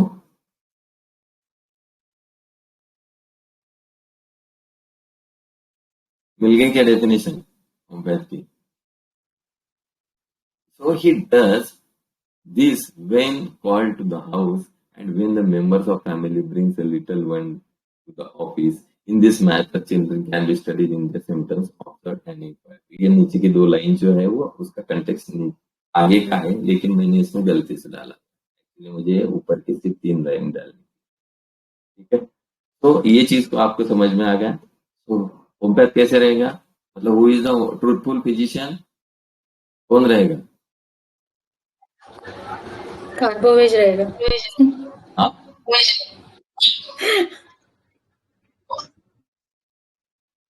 तो कौन रहेगा बताइए. जो रातों में जगेगा, इसी तरीके से उसकी पढ़ाई करेगा शांति से, और वो कोई भी प्रेज को ये नहीं करेगा, सीख नहीं करेगा. He will never seek for the praise. ठीक है, चलो काम पे लग जाओ सब लोग. तो this is how the carbo veg is. So it is interesting, नीचे वाले line, it is interesting that this remedy has a reputation as a carbs reviver, and the people who are the most dead, almost lifeless, come back to the life with surprising ease under this. So that is all for the carbo veg. I hope कि आप लोग जो है carbo veg में आसान तरीके से आपके प्रैक्टिकल लाइफ में यूज कर पाएंगे. बहुत खुशी होगी हमें अगर हमारा मतलब जो रेमेडी का सीरीज, अगर उसका आपकी प्रैक्टिस में कुछ फायदा होता है, हमें डेफिनेटली बहुत बहुत खुशी रहेगी. ठीक है, तो टुडे हमारा एक चौथा सीरीज जो है वो कंप्लीट हो गया. अब तक हमने 4 रेमेडीज को कंप्लीट कर लिया. अभी हमारी 3 रेमेडीज बाकी है. आने वाले गुरुवार, शुक्रवार, शनिवार 3 दिन हम कंटिन्यूअसली मैथमेटिकल सीरीज को चल रहे हैं. बीच बीच में हम मैथमेटिकल सीरीज को कंटिन्यूअस चैनल करते हैं. So thank you for your graceful presence. Thank you Dr. Suvida for the nice presentation. Presentation काफी अव्वल दर्जे. Thank you so much sir. करेंगे आप में से भी कुछ लोगों को कुछ प्रेजेंटेशन करने नहीं सकते, के ऊपर सीधा सीधा बोल सकते. ठीक है, okay. Sir Manoj Jaiswal sir कुछ बोल रहे हैं. अरे सर आ गए क्या? चलो. हाँ, बहुत जबरदस्त प्रेजेंटेशन था. मैं थोड़ा सा लास्ट में सुना, लेकिन बहुत आपकी डेप्थ बहुत अच्छी है, मेहनत भी दिखती है. काफी मेहनत किया आपने एक वीडियो बनाने में, तो काफी डेप्थ के साथ बनाया. बहुत बढ़िया. Thank you sir. ओके, ठीक है. Good night sir. Thank you, sir. Thank you. Thank you. Good night, sir. Thank you sir. Lovely, ma'am. Thank you, sir. Great session. Thank you sir. Okay, welcome.